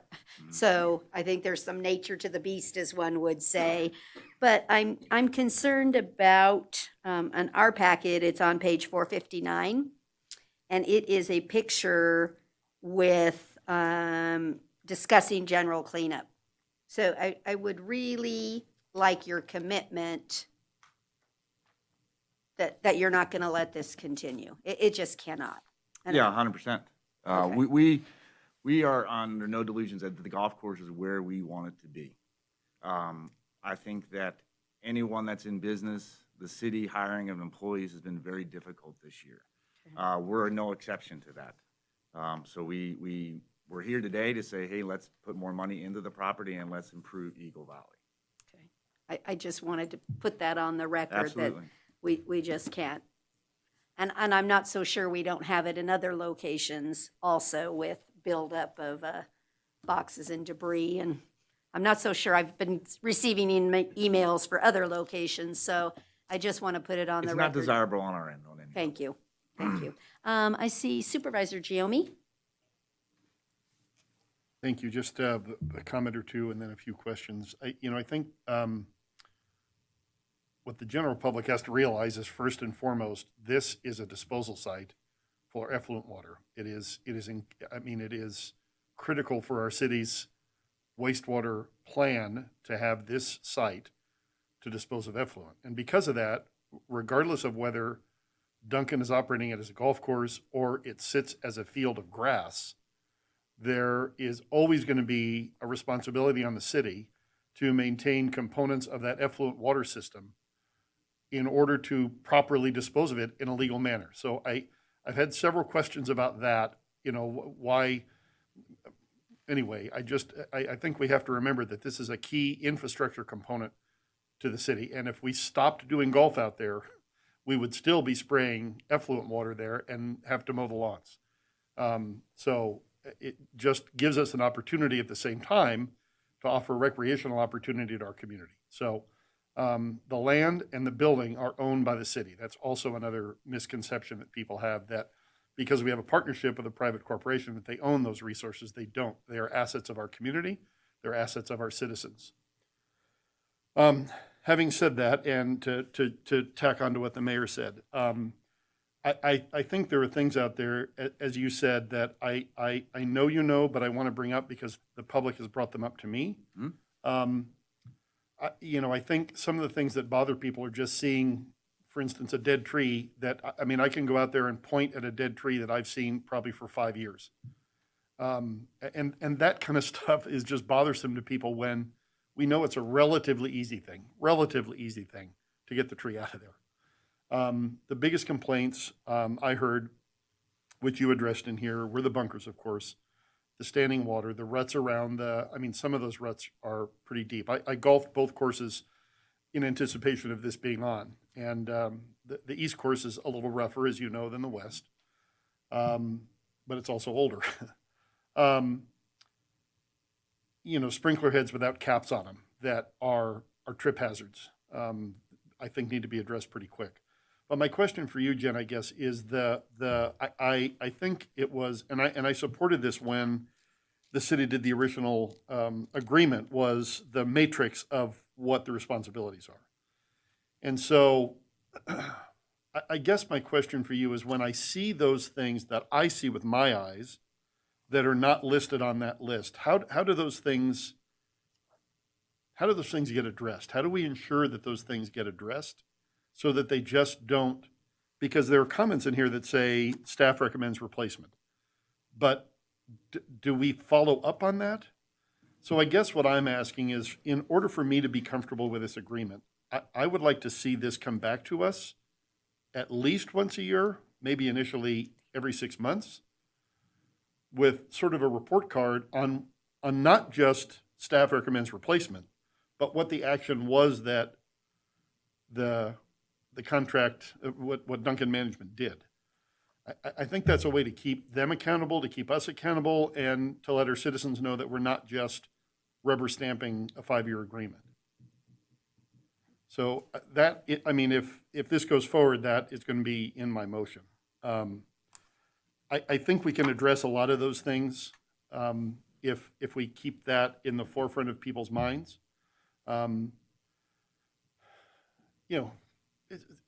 Little things, just the grass growing up around the trees. It looks like crap, and it's really not hard to fix. I appreciate it's hard to find staff. I get it. Anyway, I'll step off the soapbox. Thanks. Thank you. Supervisor Jones?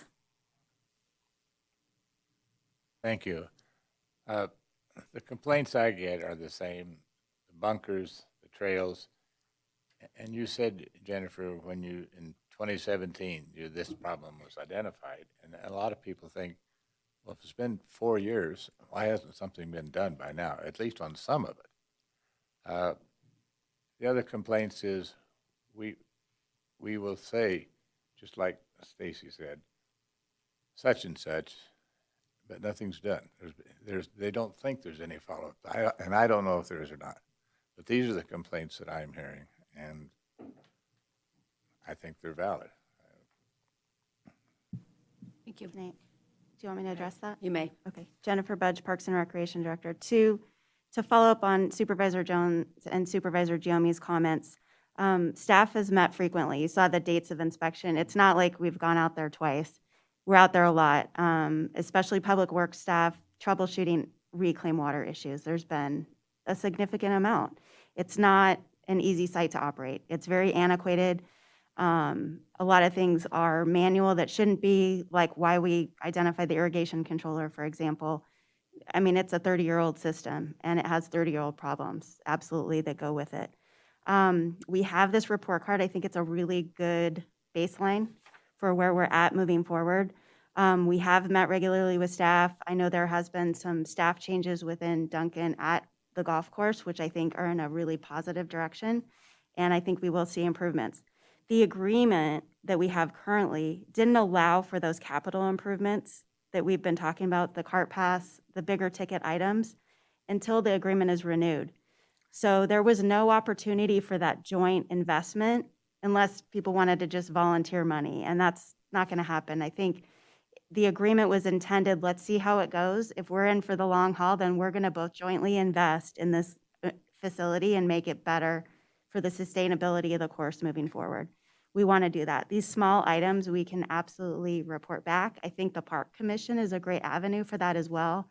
They have been wonderful. Duncan Golf comes to the Park Commission annually and has a really comprehensive report, and we get into the weeds of those discussions about concerns and follow-up items. So I think that could be a tool if you want to utilize that avenue. But we can also, meet with them more regularly, have follow-up items. We noted this, and when was it followed up? And we can report back and kind of keep a task list as well. And I'm happy to report the progress of that as we go. Thank you. Supervisor Schutte? Thank you. I appreciate reading this report card and the comments, and it is really helpful. I just have a question about the scoring on the report card, where some of them with the points, when it says a yes and a no, I see it is counted for the points scored as a yes, but then there's action required. And so is there follow-up on that action just to confirm that the yes is a true yes? Thank you, Supervisor Schutte. Jennifer Budge, Parks and Recreation Director. So some of those, how we lump some things, it wasn't a total yes or total no. Sometimes it was, yeah, they're doing part of it amazingly, and the other parts just hasn't, either we haven't gotten to through the budget or it hasn't been addressed at all. So we do need to do follow-up, especially on those items that have a no in it. Those would probably be the priorities. But the scoring is a little funky. We had to kind of create this from scratch, and we worked together to try to see if it worked, and we can still modify it. I see this format as a dynamic document that we can work to try to make it more user-friendly too. Great, thank you. Supervisor White? And thank you. So I don't golf, so I don't have a dog in this fight. But I will say, recognizing that the city does need to have a place to dispose of the effluent. I believe that this community has outgrown the justification for a municipal golf course.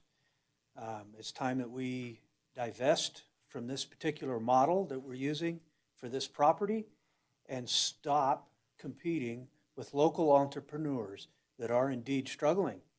And so it's time to make that move today. Thank you. Does anyone else have any questions? I don't see any hands raised. I appreciate Supervisor White's comments. However, I find it difficult to understand what I would do with that parcel and what plan we would have for the entry of our community and how we would maintain the affluent system without us developing a plan. So ending this contract today without a plan would be irresponsible, because I can't just tell staff, hey, P.S., tomorrow we're not going to have this, and develop something else. I just, unless you're just suggesting that we would let them stay on the 2 years and that gives staff 2 years to develop a different model. And is that going to be more expensive to the public? Because now it's going to be our staff mowing, and I'm just not comfortable doing something without information. I don't disagree with that. We do need to have a plan, but today it is my intention to make it evident to everybody it's time to start looking for something different. Thank you. Supervisor Giomi? Do we, in terms of going back to my comment about the infrastructure and the wastewater, is the controller the biggest issue, or are there other major issues? And where do those other issues fit in our overall wastewater CIP? So for a second, I want us to forget that it's a golf course and look at it as a major component of our wastewater system, because it is. And I don't want us to lose sight of that. So I guess I would ask you from that perspective, forgetting the golf course, forgetting the, all the other baloney, what do we need to do there to make that system function, and where would it fit in the priority of our wastewater system? Yes, for the record, Andy Hummel, wastewater utility manager for Carson City. From an infrastructure standpoint, our delivery system consists of some pumps at the wastewater plant and then a couple of miles of pipeline to the golf course, the pond there, that type of stuff. That infrastructure is largely in good shape. We have occasional issues with the pipeline, couplers breaking on that pipeline. However, we're working well with the vendor and not overpressurizing that system. We've managed to keep that working pretty smoothly. Control on the golf course with the irrigation controller is our biggest next item, is what we see, so that they can then better manage the water on site and really, prevent puddles, that type of stuff, put the water where it's needed. Okay, so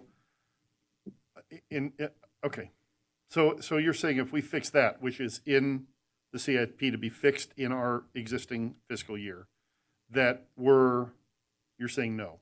5-year CIP. It's in the 5-year CIP. Yes. Where It's is not it in the this 5-year fiscal, CIP? I think it's in next year's as the first priority, if I recall. Right. But we continued the bunker development and we continued the cart path development in the next, In the for a few existing years, fiscal yeah. year. Yes.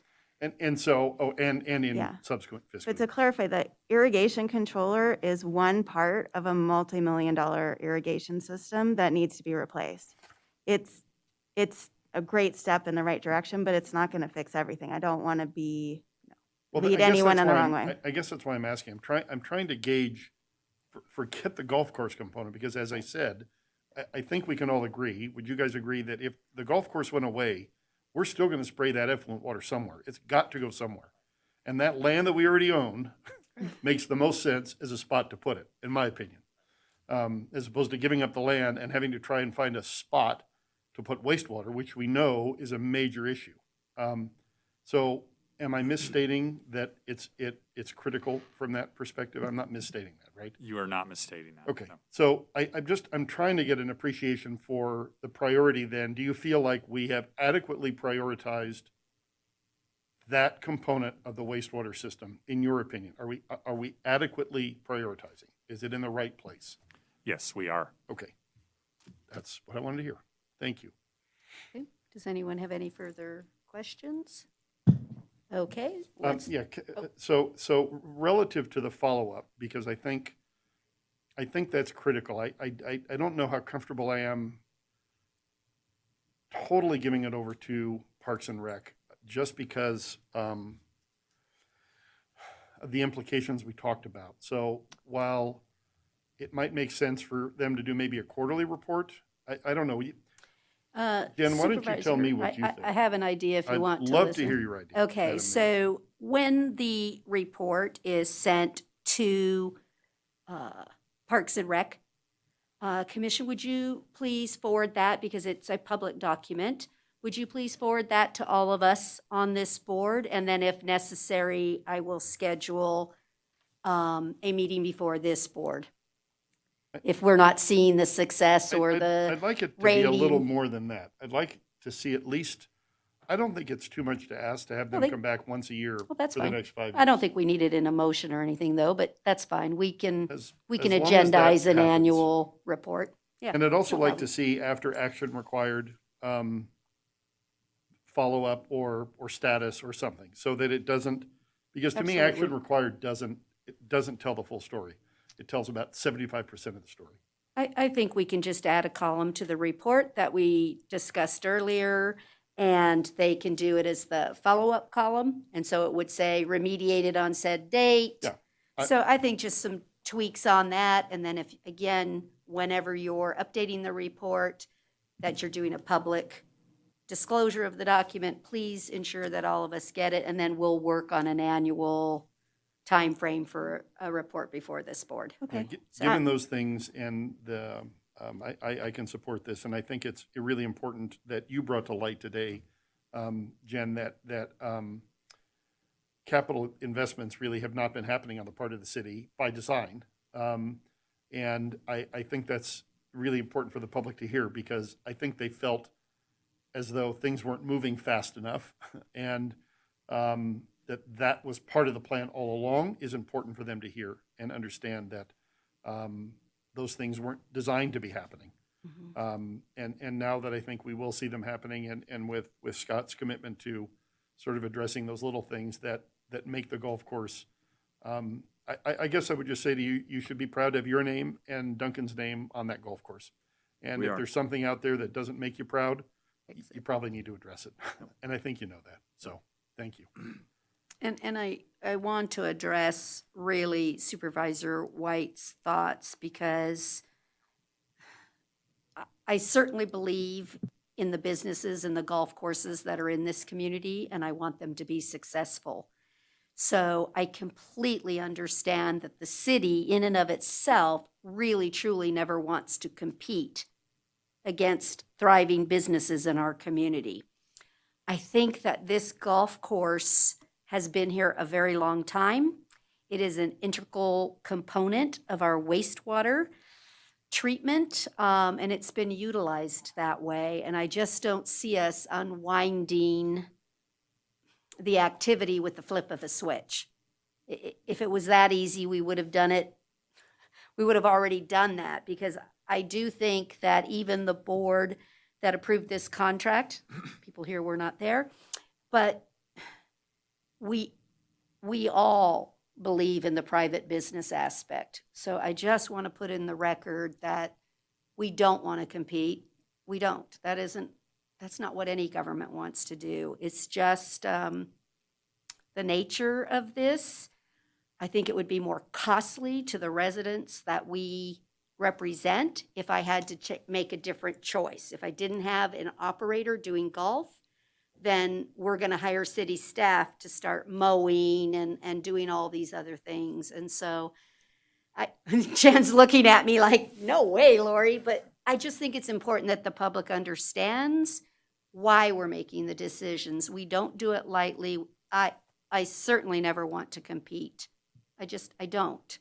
But I just feel in this case, we really don't have a choice, that it's integral to what we're doing out there. And so I just want to put that out on the record. Supervisor Giomi? Yeah, to add to that, I would also say to you that I don't know that we are really, I mean, I guess we are in competition in terms of golf. Right. But those other two golf courses were primarily designed to be able to sell homes. And the primary function of those two golf courses is to sell golf course adjacent lots. This golf course was here, and before it was here, it was in Mills Park. So our city has always had a municipal course, and it's an asset that the community owns, and it was here first. And so those that came after chose to enter into the market, but again, their primary purpose was to sell homes. And I would tell you that I think if either one of those reach a point, well, for Silver Oak, I would tell you that I think if they reach a point where golf is no longer profitable, I think you'll see holes go away and houses go up. And so, I don't know that it's direct competition because I believe their function is selling homes. Our function here is to provide affordable recreation for our community, secondarily to having a place to dispose of treated effluent. Thank you. Supervisor White? I just want to reiterate, I'm not talking about flip of a switch. My original comment was we need to start looking at a different purpose for this property. Thank you. Okay, what's the pleasure of the board? Does anyone want to make a motion? Supervisor Giomi? I move to approve the agreement as presented and with the discussion on the record. Do I have a second? Supervisor Schutte is I the second. second that. Yeah. Okay, all those in favor, please say aye. Aye. All those opposed say no. No. Let the record reflect. Supervisor White was a no vote. Thank you. Thank you so much. Thank you. And we're going to hold you to it. I don't want to Got see it. that picture ever again. you got Okay, thank you. Okay, we're going to move on to agenda item 17A, discussion and possible action regarding a proposed acceptance of the COVID-19 Health Equity Grant from the CDC. Ms. Aker. And again, we had considerable public comment concerning this item. Please, during your presentation, answer the questions if you can. I would appreciate that. Good morning. For the record, Nikki Aker, Director of Carson City Health and Human Services. So this is one of those grants that have been pushed. It's a pass-through grant. It comes from the CDC. It's through the state. The intention of these grants is to go to local health authorities. And I know in some states that's not always happening. I'm happy to say in Nevada that is happening. I am a part of a association that a lot of other states do not see this funding coming to the locals. This is one of the grants that did not require an application, is all they wanted was a budget, and we were told what the deliverables would be, or the scope of work. So with this grant, it is to get the correct information out there about the COVID vaccine, and to fund educational campaigns, outreach, marketing approaches, and materials about the COVID vaccine. It's also to, what we did put in there was to fund the inner fittings of a van that can go out and vaccinate. We would have everything with us. And the van itself is being, it's pushed up to the CDC right now to see if we can purchase that van. We've been working with Fleet. It also is for flu vaccinations, which we have been doing flu vaccinations at what we call point of distribution events for many, many years. And this would allow us to do smaller events with a smaller staff. And we also have been going into the schools for many, many years since H1N1 to do vaccinations. I do want to clarify and let the public know these vaccinations it's by consent. We do not make individuals get a vaccine. We are here to provide information about the vaccine. The two vaccines, Pfizer and Moderna, have a technology that has been studied and researched for about 10 years. So that technology is not new. We do know that there are side effects with the vaccine, as there are side effects with COVID. And also for the inmates, again, it's consent. We're not going in and making any inmate get a vaccine. And with the students, just like with flu vaccines, we do have parental consent. We have a very tight process on that the school nurses help us with that. And we make sure that it is a guardian or parent that is signing off on that consent and that all the information is there. There was a question about compliance with the grant. Basically, so with any grant, and the comment was a little, I think there's some confusion. So with any grant, we have grant compliance that we have to abide by. And that's what you all hear in our audits as coming back as a finding. That is the piece of the grant compliance. With this particular grant, we are a provider distribution agency. That means that the providers within our community can get smaller quantities of the vaccine from us. And there's strict compliance measures that they need to abide by, meaning they have to have temperature controls, information has to be entered into our WebIZ database, and this all has to be done within a certain number of hours. That's the compliance that we're looking at, and that's part of this grant. This grant does go through June 30th of 2024.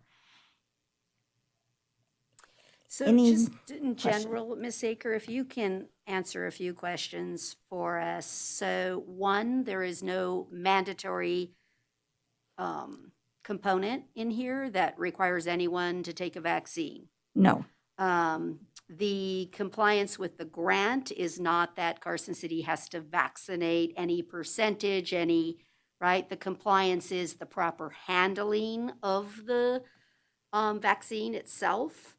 I just want to Correct. clear up what's really out there in the public or their perceptions of what's out there. That is correct. So talk to me a little bit about why you think a mobile van and why you think that would be beneficial to you versus, I think I heard a comment, Ms. Humphrey this morning, they can already go anywhere, all these locations and get a free vaccine. Why do we need a mobile van to help distribute the vaccine? Why is that necessary? So it's necessary in that we have individuals that are, and we see this with our family planning clinic, we have individuals that trust us. And they want to come to us for those types of services. We see this with the minority populations within our family planning. So, and what we're seeing with this, if we can go to them and get them the information and give them the opportunities, it works out better.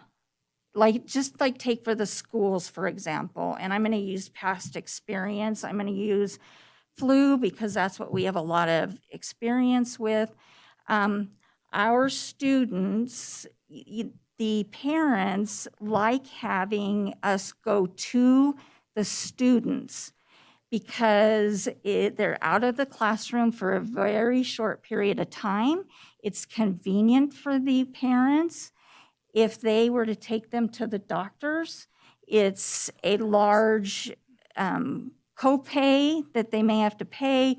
It's a lot more time taking them out of a school situation. So going into the schools, we see more children vaccinated.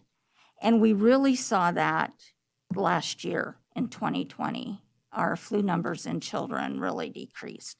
So that's, if we can go to them, it takes out that component of them having to go someplace else. It makes it convenient for them. And we feel then, and also getting the correct information to them, going to them. So if I can talk briefly about the information, because that tends to be some of the other concerns out there, is that we're not giving both sides of the issue. That 100% of the time, your sole response is get a vaccine. That's not true, correct? You actually have a screening and questions. Could you go over that a little bit? The screening questions. And things, you're right. I Just mean, so that we- people realize you're not telling every single person out there to get a vaccine, because you're not. No, But- there's certain times, and I totally understand it is a person's preference. I am not here to say you should get a vaccine. I am here to give you the information, and then you can make the decision based on what fits for you.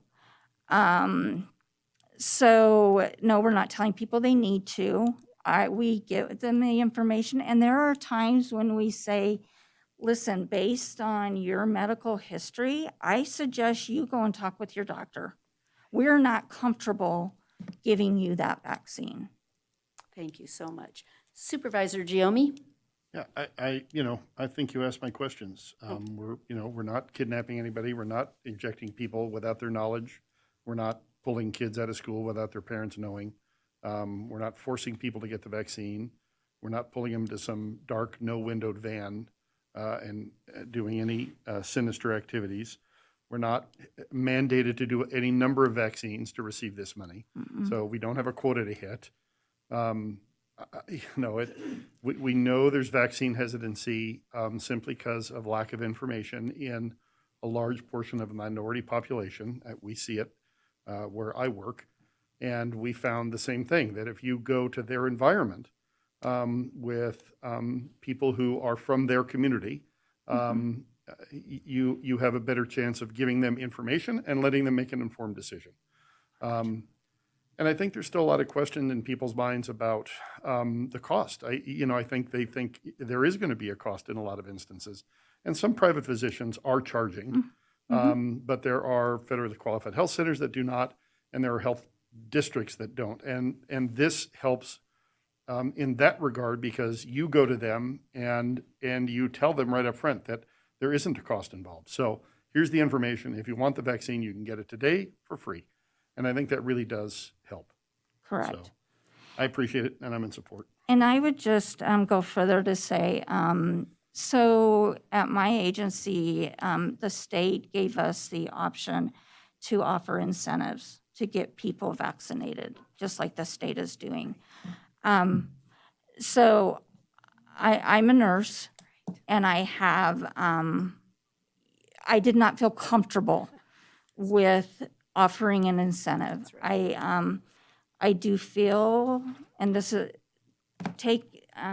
I want to give just my personal opinion and why I came to that decision, is I feel that giving an incentive could possibly get somebody that may be needing maybe $20 gift card to get a vaccine, and that I just did not feel comfortable with that. So that's, I just want the public to realize, and you all to realize that,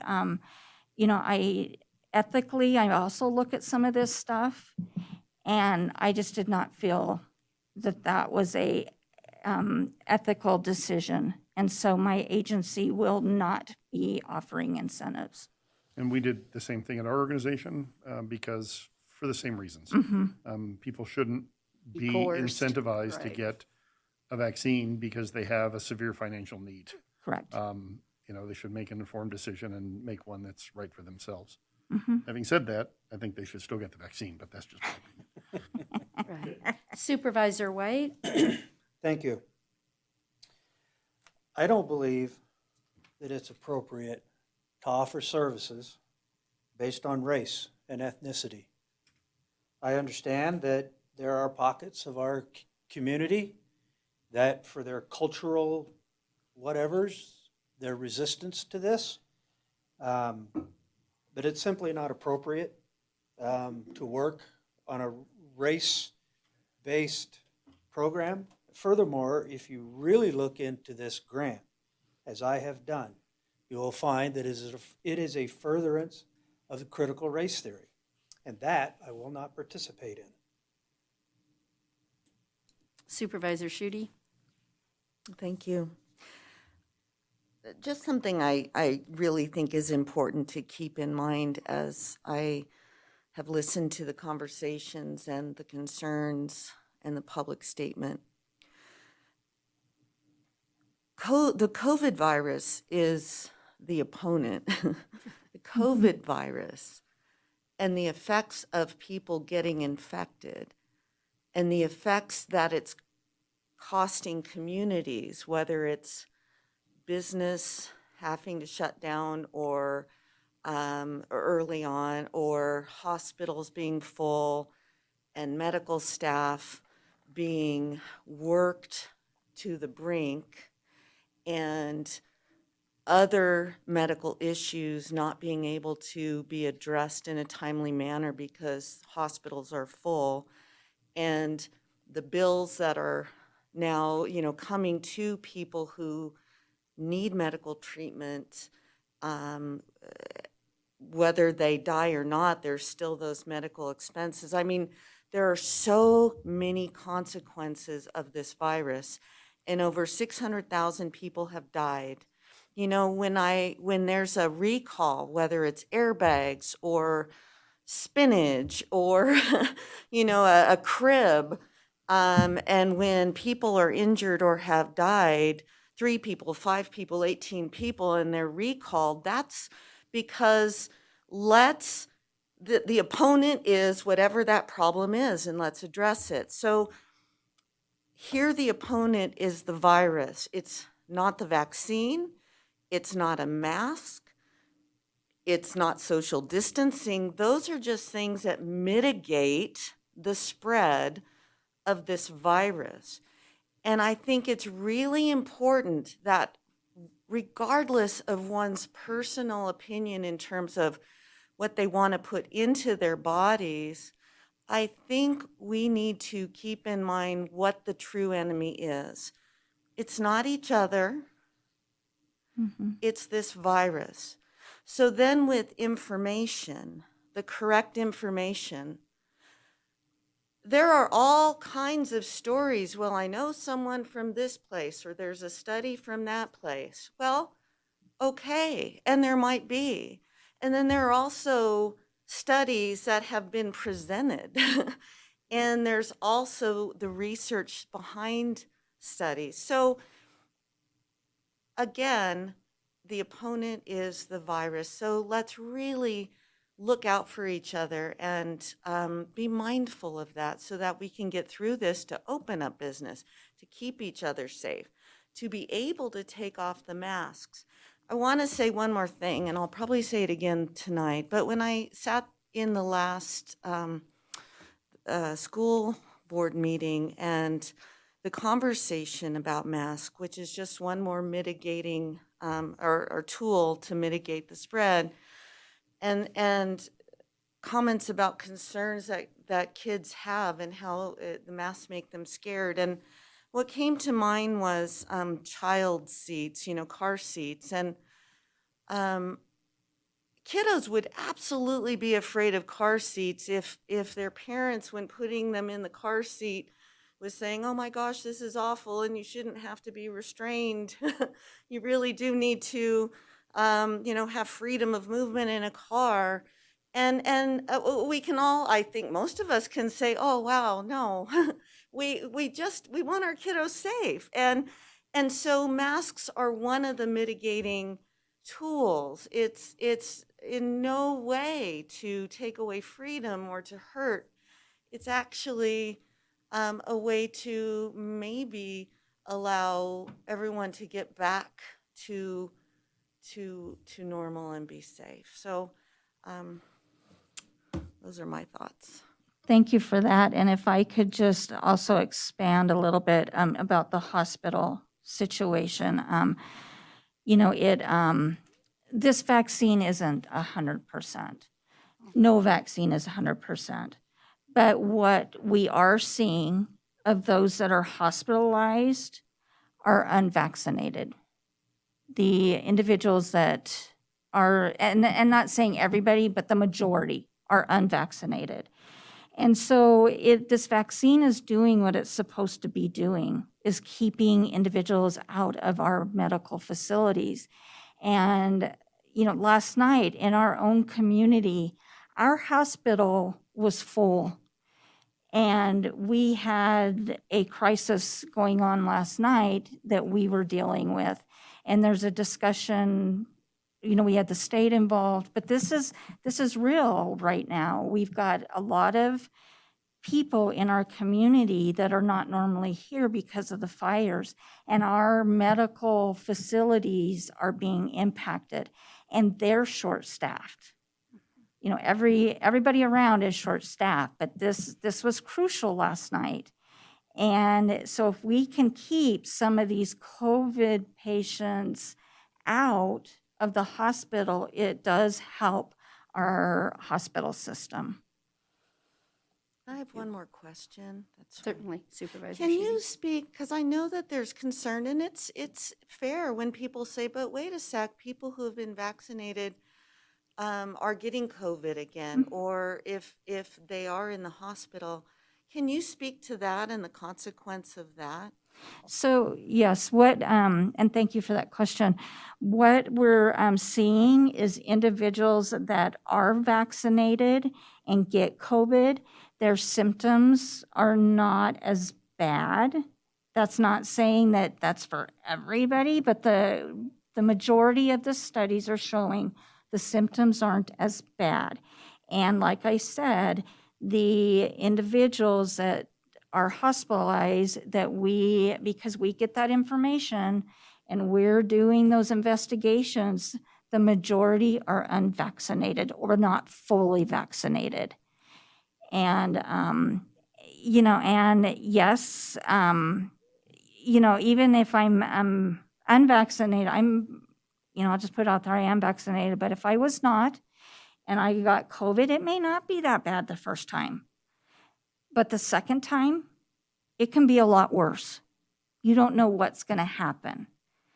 And even being vaccinated, I could get COVID, but chances are it's not going to be as bad. And and I also will put it out there, I've had COVID, and I'm one of the long haulers. And it's not fun, but that was before the vaccination was available. I just want to make something clear too. It does not matter if you're eligible 12 or older. Everyone in this community may have a vaccine.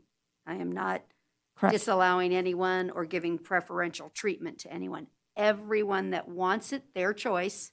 We're not mandating anything. They can have a vaccine. And they can go where they want And they to can go have where- that vaccine.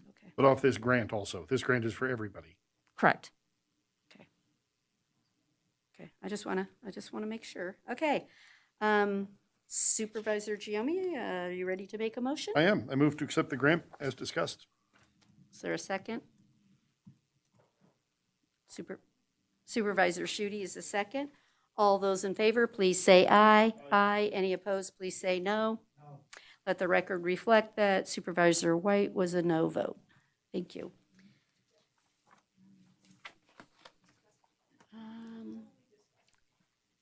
Item 17B is discussion and possible action regarding acceptance of a grant from the CDC for the state of Nevada Behavioral Health to do services at Department of Corrections. Does any member of the board have a question?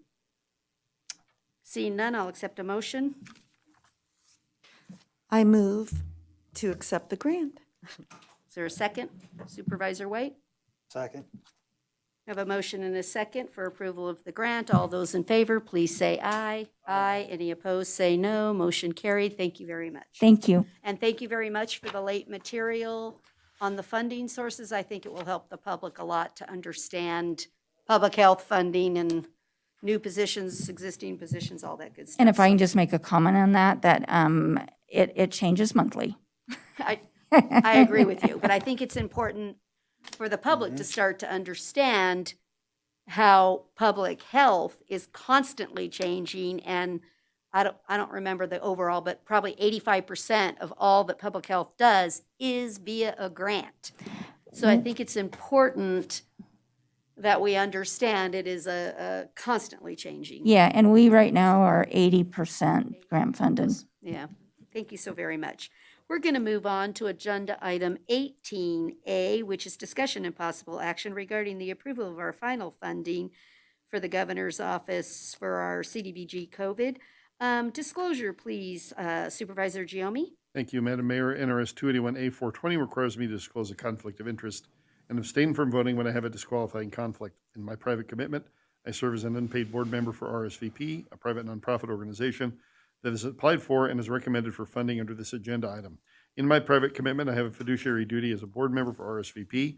Although the recommended funding amounts under this item are submitted by the application review work group without my involvement, this board may choose to accept, deny, or modify those recommendations because the judgment of a reasonable person in my position would be materially affected by my relationship. I will not be voting on this matter.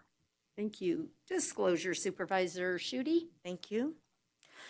NRS 281A.420 requires me to disclose a conflict of interest and abstain from voting when I have a disqualifying conflict. In my previous private commitment, I served as a volunteer board member for the Ron Wood Family Resource Center, a nonprofit organization which applied for and is recommended for funding under this agenda item. I have resigned my seat as a director and do not hold any other position with Ron Wood, paid or unpaid. I do not have any duty that is owed to Ron Wood, and I believe that my independence of judgment on this agenda item is not materially affected by my past or present relationship with Ron Wood. I have also had no involvement in how the recommended funding amounts for the applicants were considered or submitted by the application review work group. Because Nevada law requires abstention only in clear cases where the independence of judgment of a reasonable person in a similar position would be materially affected, I make this disclosure in the interest of full transparency, but I will be voting on this matter as I do not have a disqualifying conflict of interest. Thank you so much for your disclosures. Does any member of the board have a question on any of these proposals? Seeing none, I'll accept a motion. Supervisor Jones? I move to approve the funding as recommended. Is there a second? Supervisor Schutte is the second. All those in favor, please say aye. Aye. Aye. Any opposed, say no. Any abstentions? You're the abstention. Yeah, okay, sorry, that's all right. I remembered to ask for the abstention. So please let the record reflect that there was 4 ayes, 0 noes, and 1 abstention by Supervisor Giomi. Thank you. Thank you so very much for your hard work. And please thank the working group. I will. Thank you. We really appreciate them. We're now going to move on to item 19A, which is discussion only, a presentation regarding the changes to the election laws. Ms. Rollet, hello, and you brought your trusty helper with you. You did a great job. Thank you. Good afternoon. Yes, Aubrey Roulette for the record. And I have with me today Miguel Camacho, who is our Chief Deputy Clerk for Elections. because I'm a wonderful person, I sprung on him Monday that I'm going to actually have him do the presentation. But we're both here to answer any questions, so I'll hand it over. I'll get it pulled up.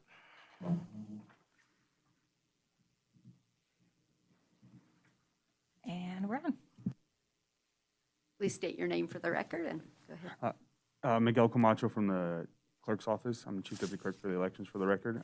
Thank you, Mayor Bagwell, and the rest of the board for allowing us to present today. We just want to go into some brief highlights about the recent changes that were taking place at the 2021 legislative session.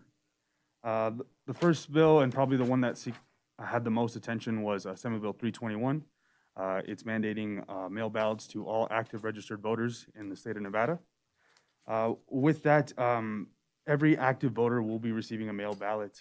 Anybody that's listed as an inactive voter will not get mailed a ballot. Now, being inactive does not disqualify you from voting. It just means that there is some issue that you have to clear up with your registration before you're able to cast a ballot. Currently, right now, in Carson City, we have 37,517 active voters, and we have 2,636 inactive voters. How will those inactive voters know they're inactive? So the way a voter goes inactive is we process their voter registration application, and we send out a voter registration card. Most of the times, the situation is that their card comes back as undeliverable, so that starts off a confirmation mailing process. We then send out voter registration cards are non-forwardable mail because we want to verify the residence of the individual. Once we get that undeliverable notice back, we send a secondary card that's a confirmation mailing notice. After 30 days, if they don't respond, or if we do not get, or if we get another undeliverable back, then we move them to an inactive status. It's kind of hard to notify someone if we can't reach them. Right. So we do try to do. But you essentially do, you just. We make an attempt. Because if they've moved, they should be inactive anyway, because they should be re-registering at their Correct. new location, regardless of whether it's across the street or in another state. That's correct. And the confirmation mailing does have a section on there that says, yes, I've moved, here's my new address, or no, I didn't move, this is my current address. So even if it goes undeliverable, say at the residence that you put on there, you can still say, oh, sorry, I was out of town or something like that. That's why it came back undeliverable, and then we would activate that person once we get that card back. Good. So no one should really, shouldn't understand that they're inactive. They should understand, obviously if they move and don't re-register, they become inactive. Correct. Thank you. And just with that, during the special session last year, AB 4 was put into place to allow for all mail voting. And that's where a lot of the provisions come from for AB 321. When we sent out mail ballots to all active voters, we obviously got a lot of undeliverables because normally in a typical election, we send about 2,000 mail ballots. This last time we sent out roughly 40,000. So now that we got those back, we were able to clean up the rolls, and we were able to remove some of the people that that didn't need to be listed on there. And so that is one benefit of sending these mail ballots, is that we're able to clean up our rolls a little bit better. The next highlight from 321 requires a process for opting out of getting a mail ballot. So people are able to, well, just for starters, we still have in-person voting. Although we're going to mail ballots to everyone, you're still able to come to the polls and vote in person if you so choose. And there's also provisions in the bill that allow people to opt out of receiving a mail ballot. So, and for the record, you can also opt back in if you choose to opt out. AB 321 also provides for voter assistance in marking a ballot and returning of ballots. People that do help someone have to sign an affidavit on the actual return envelope. So we're working with some of the counties that already have that language on their envelopes to revamp our envelopes so that people have that option to write on there. But they are allowed to mark the ballot for someone that can't read or write or needs assistance for whatever reason. And then people are also able to turn in the ballot for someone as well. AB 321 requires a process for signature verification. We always do signature verification when we do mail ballots. It's just since there's such a big volume now, they wanted to put it in the language so that we're able to help those people if there is a discrepant signature. When a mail ballot comes into our office, one of our staff members looks at the signature that's on the mail ballot and then compares it to their most recent voter registration application or signature that we have on file. If the first staff member believes it's not a match, that it's then elevated to a second staff member. If that second staff member says it's not a match, then that person goes into the cure process. If the second person disagrees with the first person and says it is a match, it gets elevated to a third person, most likely me, and I will break the tie, so to speak, just to make sure that it's being looked at by multiple staff members and it's not just one person blindly saying yes or no that the signature matches. You have a question? Yeah, what can someone do? So I had that happen to me in the primary last year. And I think I probably signed my original ballot when I was 18, so what can someone do to, I mean, my signature probably does not look the same. Right. So I can understand why that would happen. So how would an individual go about sort of re-verifying or re-adding or resubmitting a signature? So just in general, if you update your voter registration application, so I mean, if you haven't moved or you don't need to, you wouldn't need to do it. Right. But if you update your voter registration application, we will then capture your new signature, and that will be your new signature. But absent that, Correct. how would you There's do no it? cure absent that. Well, yeah, like if Moved, Right. you have an old signature, I want it to look like my new signature. yeah, you can just simply walk into the clerk's office, fill out an application. Doesn't have to be any changes on that. We'll take the new app and we'll capture your new signature. Okay. And also, if you were put in the cure process, we ask you to sign a document stating that it is your ballot that was turned in, and we would capture that signature. Oh, okay. So in my case, because I resubmitted it, you have my new signature. Yes, that's correct. And I had to send like a driver's license or passport. I don't remember exactly what I Yeah, had to send. it's a driver's A license. drop of yeah. blood, I think, or something. I'm joking. I'm joking. It wasn't Whatever, that. whatever they ask us But to. yeah. Yeah, absolutely. Aubrey Roulette for the record, just to add in there that, this first election cycle that we went through in 2020 with the all-mail was new to us. So there's a lot of these processes that we're going to be working out through the next several election cycles. I think what we're going to see is that there may be some people that fall into a repeat discrepant signature until we get into the flow of making sure that we have that current. So I would just ask that Carson City residents be patient with us, because in the past, the person has been in front of us. We've been able to verify their identity through other ways. Now it's through the mail process, the majority of ballots we receive. So as we're working through these processes, we're going to be making sure that we do have that updated signature. It's not their 18-year-old signature, so that less and less people will fall into that discrepant process as we move forward. And the other key, I guess I would just, and I'm sure you say this, but is to respond to those things quickly. Don't let them sit in your mailbox, because, if you're tight on submitting your ballot and there's a discrepancy, there is time under the law to correct that, but it is a limited amount of time. I mean, if you send your mail-in ballot in right on the day of the election or the day before, and there's a discrepancy on the signature, that turnaround's got to be quick. Otherwise, your ballot isn't going to get counted. That is correct. Yeah. So there are some. So you are allowed to cure your signature. I was going to touch on this in the next slide, Okay, but sorry. you're allowed to cure your signature up to 6 days after the election. So if you do get a signature cure letter, then you have at least up until 6 days after the election to do that. With the notification, we mail out a letter to every individual. If you have a phone number, we will call the individual, and if you have an email, we will send an email. And we won't just do it once. If you send in a ballot the first day that you get it, if you have a signature cure, we will probably contact you once a week, if not more, once we get closer to the election. Also, the Secretary of State's implementing or has implemented a text-to-cure option. So in the letter we send out, we let you cure it via text. What you do is you take a picture of your ID, you sign an affidavit on this app, and then it sends it straight to the Secretary of State's office. They securely transfer it to us, and then we can cure your signature that way. And you're also able to come in person or just mail the letter back.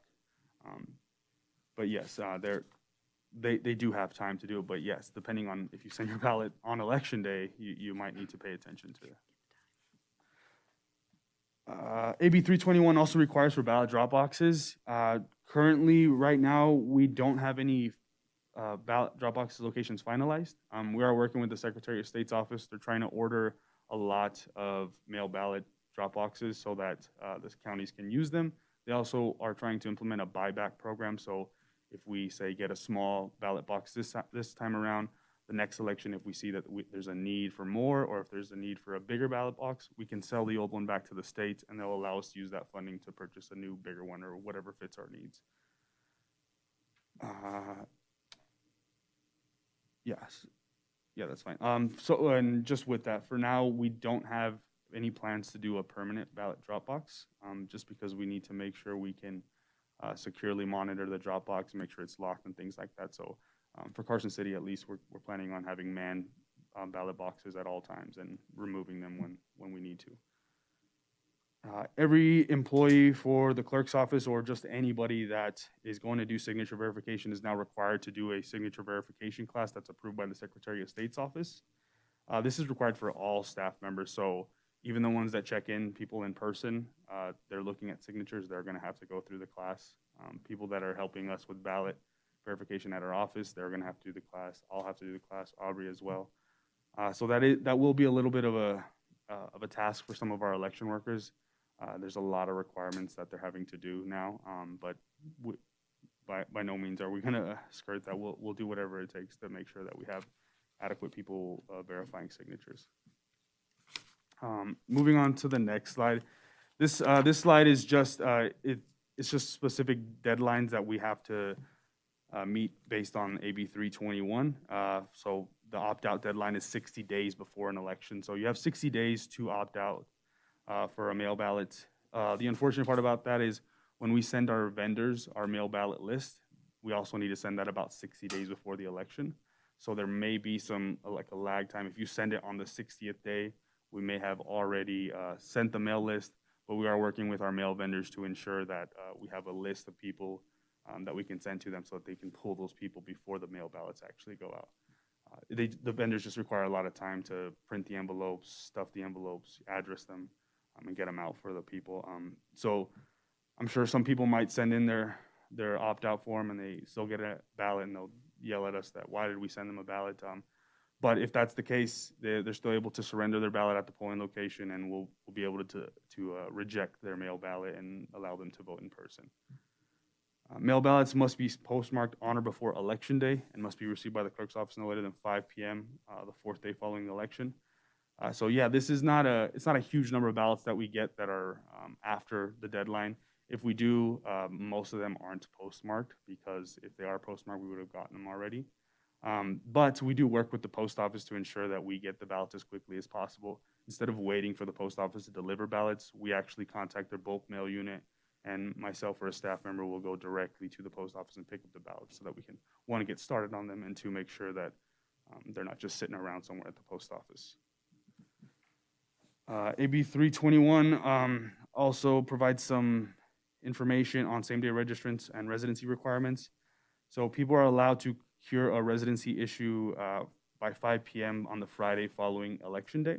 So when somebody comes to same-day register in person, they are required to have a Nevada driver's license or ID or a tribal ID. But with that, it has to have a Carson City address on there, obviously, if they're going to register to vote in Carson. But a lot of times people live in Reno and they move down to Carson like 3 months before the election, they forgot to register. So we'll allow that person to register. They'll be able to cast a provisional ballot that will not be counted until, one, they satisfy the residency requirements, and two, we verify with the Secretary of State's office in the other 16 counties that they did not cast a ballot in another county. The next thing is a voter cure. The voters must cure their discrepant signatures by 5 p.m. the 6th day following the election. So yeah, that's we like I said, we track every mail ballot cure that we have. They're allowed to cure via mail, text to cure, those ways that I've already previously mentioned, and yeah, we will contact them as much as we can until we cure all the ballots. And the last thing is the canvass of the vote has to happen 10 days after the election. I say that to point out that, as you can see, we're still accepting ballots the 6th day after the election, the 3rd day after the election. So really, we have about 4 days to make sure that we have everything essentially perfect to bring to the board. It's a very crucial time. We don't have a lot of flexibility. We're under a lot of pressure. The public wants to know things. You know, everybody wants things done accurately. Candidates want to know. Yeah, and that's the thing. People want us to do it accurately, but they want us to do it quickly. And a lot of times, I'm sure, as you guys all know, that's not always the case. You want to take your time and make sure these things are done. So Aubrey and I spend a lot of time trying to make sure that we get things right for the public. Moving on to the next slide is going to move into Assembly Bill 126. That is the presidential preference primary bill. And now I just want to state out front that we will not have a presidential preference primary, obviously, in this upcoming 22 election cycle. This goes into effect 2023. And so August 2023, we'll be working for a February 2024 presidential primary election. And that's not a smaller version of election. We still have all the same requirements that include publishing, noticing. We still need volunteers. So that does mean we're asking election workers who typically aren't here during the holiday months to come in and train and work. And so that is going to be a little bit difficult for our office, but we will do whatever we can to acquire the resources that we need. But all of this has to be the same as the June primary, right? You still have to, it'll still be a mail-in ballot, all the signature verifications, the in-person voting will be an option. So it's essentially a third full election That's that correct. you have to manage. That's correct, yeah. Except if I read it correctly, as I read the ordinance, if the incumbent doesn't, I mean, if there isn't a, More than one candidate. right, more than one candidate, then you wouldn't have one for that party. Right, yeah, there would be no need because he'd be the only. So in the last election, there wouldn't have been a Republican primary, and in this election, presumably there won't be a Democrat, but who knows? But basically, That's in the correct, last yeah. election, there would not have been a Republican. Yeah, Right. based on how it's written, yes, that is correct, yeah. And I'll just move on to the next bill. And that that's would a- mean, that would mean independents would not get a ballot either. So it would only be for the party that you're registered for Yeah. if they have more than That- two or more candidates. Yes, that's correct. Ballot access for independent candidates is different. They have to petition to gain ballot access, and that's done through the Secretary of State's office. So an independent could vote in a presidential primary that was not their party? Oh, no, sorry, I was no, speaking specifically about independent candites that No, wish no, to no, be- no, yeah. no, I'm We have a talking about, I qualified- should have said nonpartisan. Yeah, So no. basically what I'm saying is the primary is only going to be for the people who are registered for the party who has two or more candidates. Yeah, we're Whether it be Republican or Democrat or Independent American or Green Party, doesn't matter. Yeah, the state of Nevada is a closed primary state, so Right. yeah, you can only vote for your party in a primary election. Thank you. The next bill we have is Assembly Bill 121. This allows the EASE system, which stands for Effective Absentee System for Elections, to be used by disabled voters. So traditionally, this system is used or reserved for our military and overseas citizens. It allows them to vote online securely, either by mail, by fax, or even directly to our office via email. What we do is we use the link. The voter will then register online. They'll fill out an application, and they'll also give them a ballot right then and there. That will get sent to the Secretary of State's office, and it's a secured PDF that's only unlocked by a specific password that the state gives us. These are a little difficult to administer because it is a brand new registration. So we are mandated to accept them through 7 p.m. on election day. So if somebody sends in one of these at 6:59, a staff member is going to have to register the person, take out the application, scan it into the record, get the ballot. We'll have to send it to our duplicating board because it's just a piece of paper. We'll need to get it on actual ballot paper. So it's quite a process, and it's not something that we can trust with our election workers. Not that they're not great people. It's just they're touching the voter registration system. They're actually registering people, and it's actual ballots. So we do have to pay special attention, and the later we get them, the more difficult it's going to be. Mind you, we're operating a polling location while this is all going on, and our staff is there, and we're stretched thin as it is. The next bill is Senate Bill 292, which mainly is about vacancy fulfillments. Most of these amendments affect vacancies at the state level. If anything like that does occur, we will work with the Secretary of State's office to ensure we do what is needed.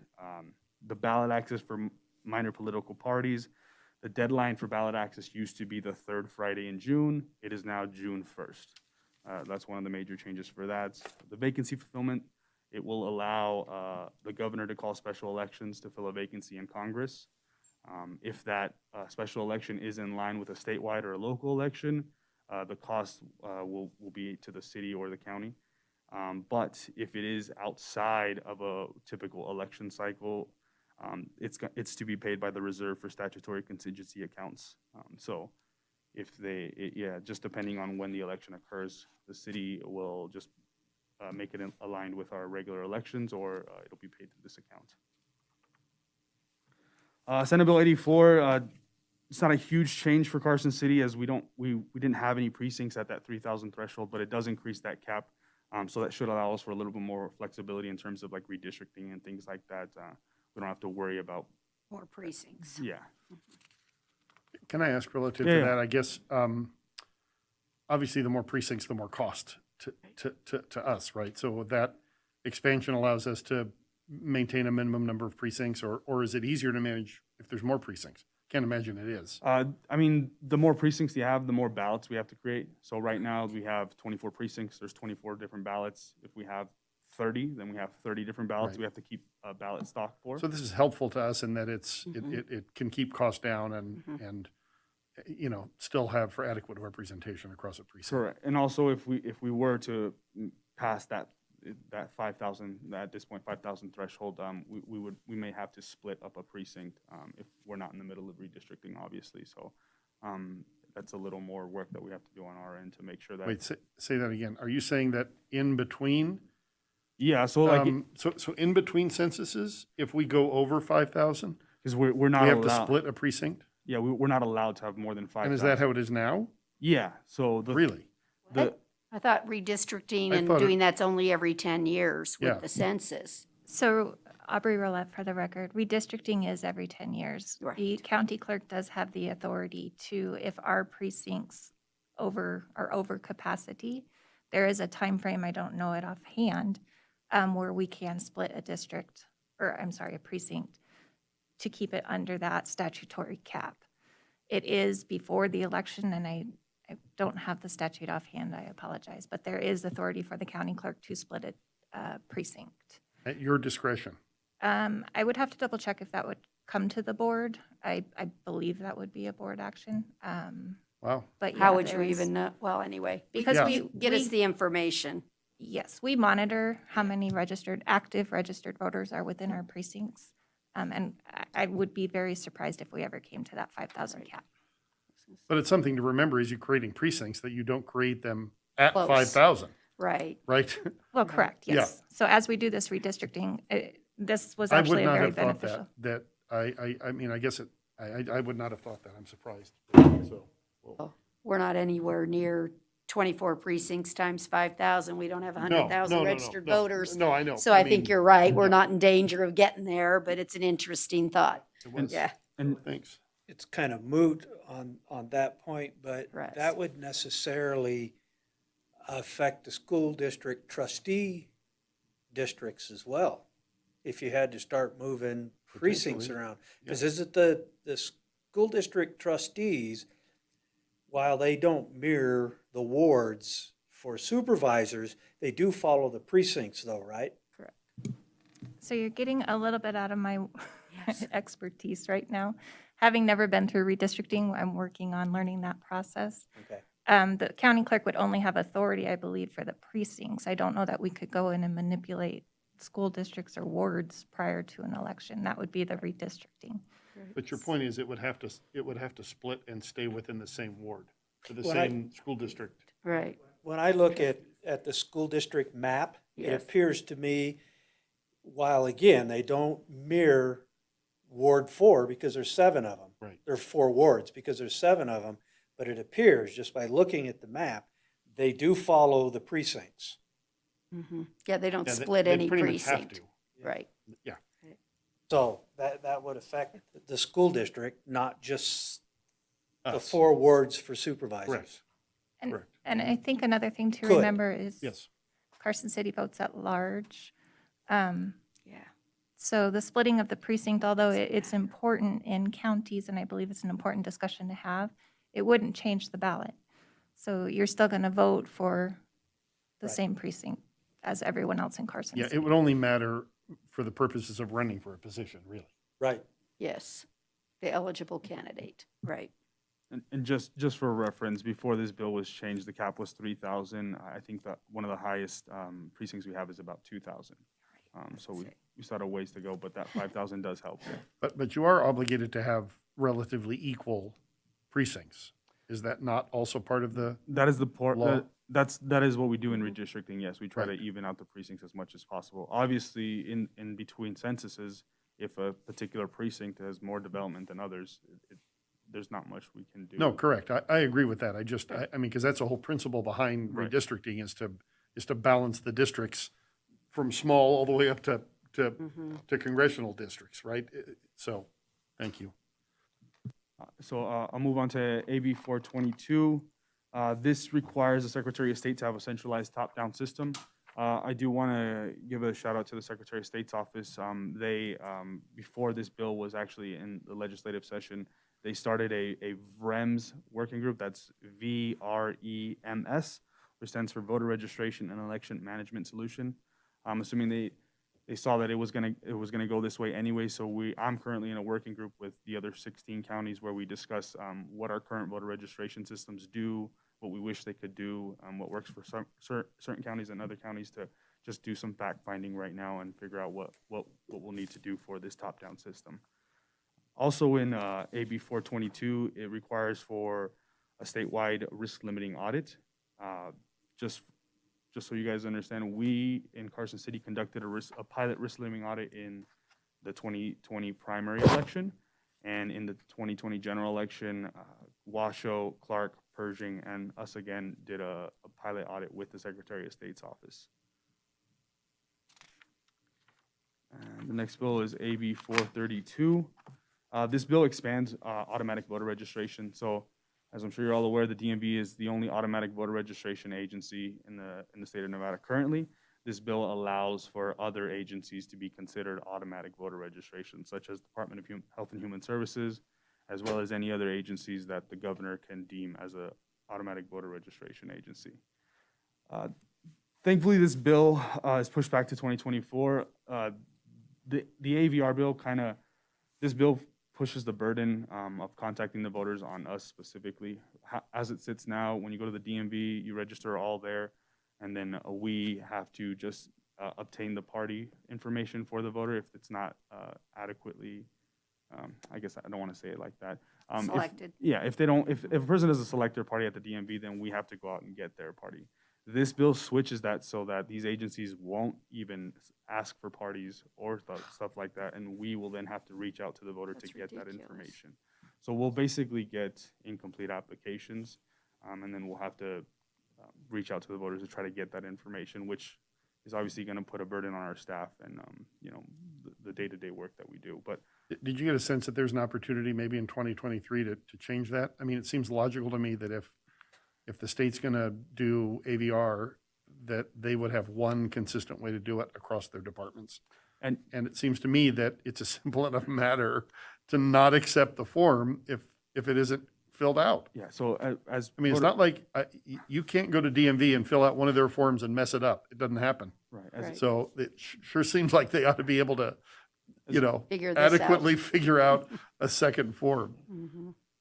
Yeah, no, I mean, as voter registrars, yes, we want all the information. Yeah. That is the whole point of filling out the application, and it's required to register to vote. So what we'll have to do is suspend some of these voters until we get the information. I guess what I'm asking is, did you get a sense from this last session that there's an opportunity to push back in potentially in 23 to try and get them to say, look, grab a standardized form, use it across all your departments, and, we won't accept unless and you shouldn't accept unless it's completely filled out. It doesn't seem that hard to me. Aubrey On Roulette. Oh, go ahead. Sorry, for the record, just to speak to that concern, yes, when we were working with the bill sponsor and the several counties in the state, that was the county's concern, is why wouldn't it be consistent with what we're expecting of the DMV right Exactly. now?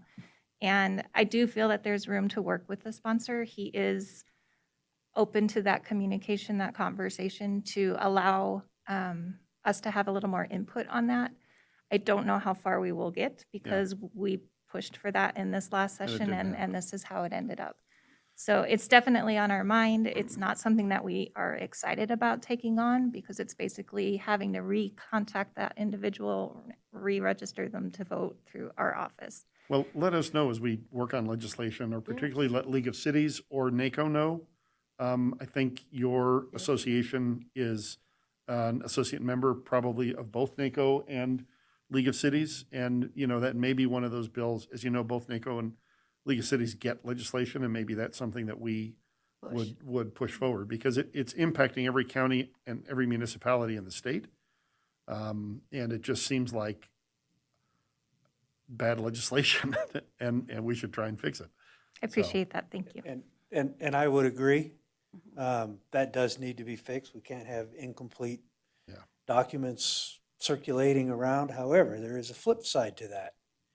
If they have to reach out to every registered voter that comes in to try to determine party affiliation, we are in perpetual voter roll cleaning. Because if I can't get a hold of them, they go inactive. No, I'm agreeing with you. I mean, if you fill it But out. I don't know this is the right way to do cleaning the voter rolls. I don't know. But If you fill the form out accurately at the beginning, then So much better. solves the problem. Yeah. Not to mention, I can't imagine our voters will be too happy then they fill out their form, they think they're registered, and then I'm sending them another letter, and then they don't get the letter, then I have to And they don't get a inactivate them. ballot. Yeah, and so. And they're Well, mad. the amount of work alone that it adds for county governments is enough for me to say that this is something that, you know, I think we should take on, because you know, never mind the fact that you might end up with someone who thinks, as you said, they're registered, and they go, to me, I can't think of nothing worse than you think you've registered and you go to vote, and they're like, well, no, you're not. You're not. Yeah, we're already there. Yeah, so. Not registered and not registered to the party they preferred. Right, exactly. We're already there. Yeah, or worse, yeah. No, and I do appreciate the comments about that. Thank you. The next slide is just additional anticipated election costs. So as I've been talking, we're gonna have to train our election workers. It's working at the polling location is not the same as it was a few years ago. The training now is very sophisticated. Specifically for the state of Nevada, we have multi-factor authentication. That means every election worker, not if they're touching a laptop or any Carson City information, not only do they have to have a password and everything, they have to have multi-factor. So like Aubrey and I, we have a little token that we stick into our laptop every day before we log in. So you have to have a password and that additional token every time. They all have to go through cybersecurity training. They all have to do signature verification training. And we're more heavily reliant on our election workers now because the way elections are. We're sending mail ballots to everyone. We have to reject those ballots. They have to verify the signature. So it's not just like a happy-go-lucky day at the polling location anymore, where we're just ushering people in. We need dedicated workers, and with that, we also need people with good schedules.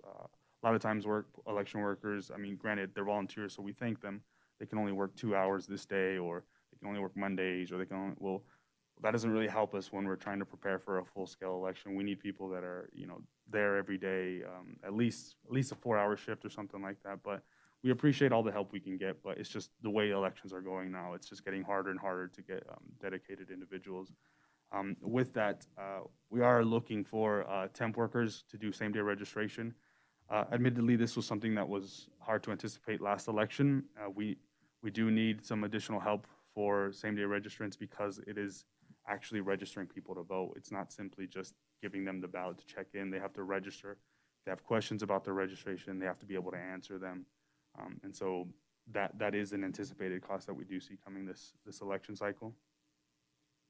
Aubrey Roulette, for the record, just to ask for your guys' help a little bit for this election coming up. We really want to get the word out to our voters. What is same-day registration? What qualifies for same-day registration? We had surprisingly a number of people who lived in surrounding counties who were shopping at Costco or down at the lake, and they weren't going to make it home in time to their polls, so they thought that they could come here, register, and vote. Unfortunately, having not been through the process, they mandated it in 2019. 2020 was a pandemic, so there's no trial run of an election. You go live, you go live. So we had same-day registrations that far exceeded what we had anticipated coming out. And I won't say a lot, but there was more than there should have been of people that shouldn't have been in that line waiting to find out that they couldn't do it in our county. And I know that's frustrating for the voters, but there's also limited resources that we have to get that word out to the voters. So if you're talking to people in your wards, if you're at events, if you can just help us spread the words as far as what constitutes same-day registration, what is required, that would help us immensely to try to keep those lines down. So on days of voting, when that line for same-day registration is starting to build up, could you send out an employee and take a brief survey of each person, and you're not eligible to vote in Carson, you may as well get out of line? So we did. That employee was Oh. Miguel. Yeah, so I literally took the laptop out and I was walking down the line trying to check for earpieces. But we're also reliant on the voter being upfront and honest with us and understanding our questions appropriately. So if I ask them, like, are you registered to vote? They're like, yeah, I'm registered. Well, I'm registered in Kansas, but I'm here now. And they don't tell me that information.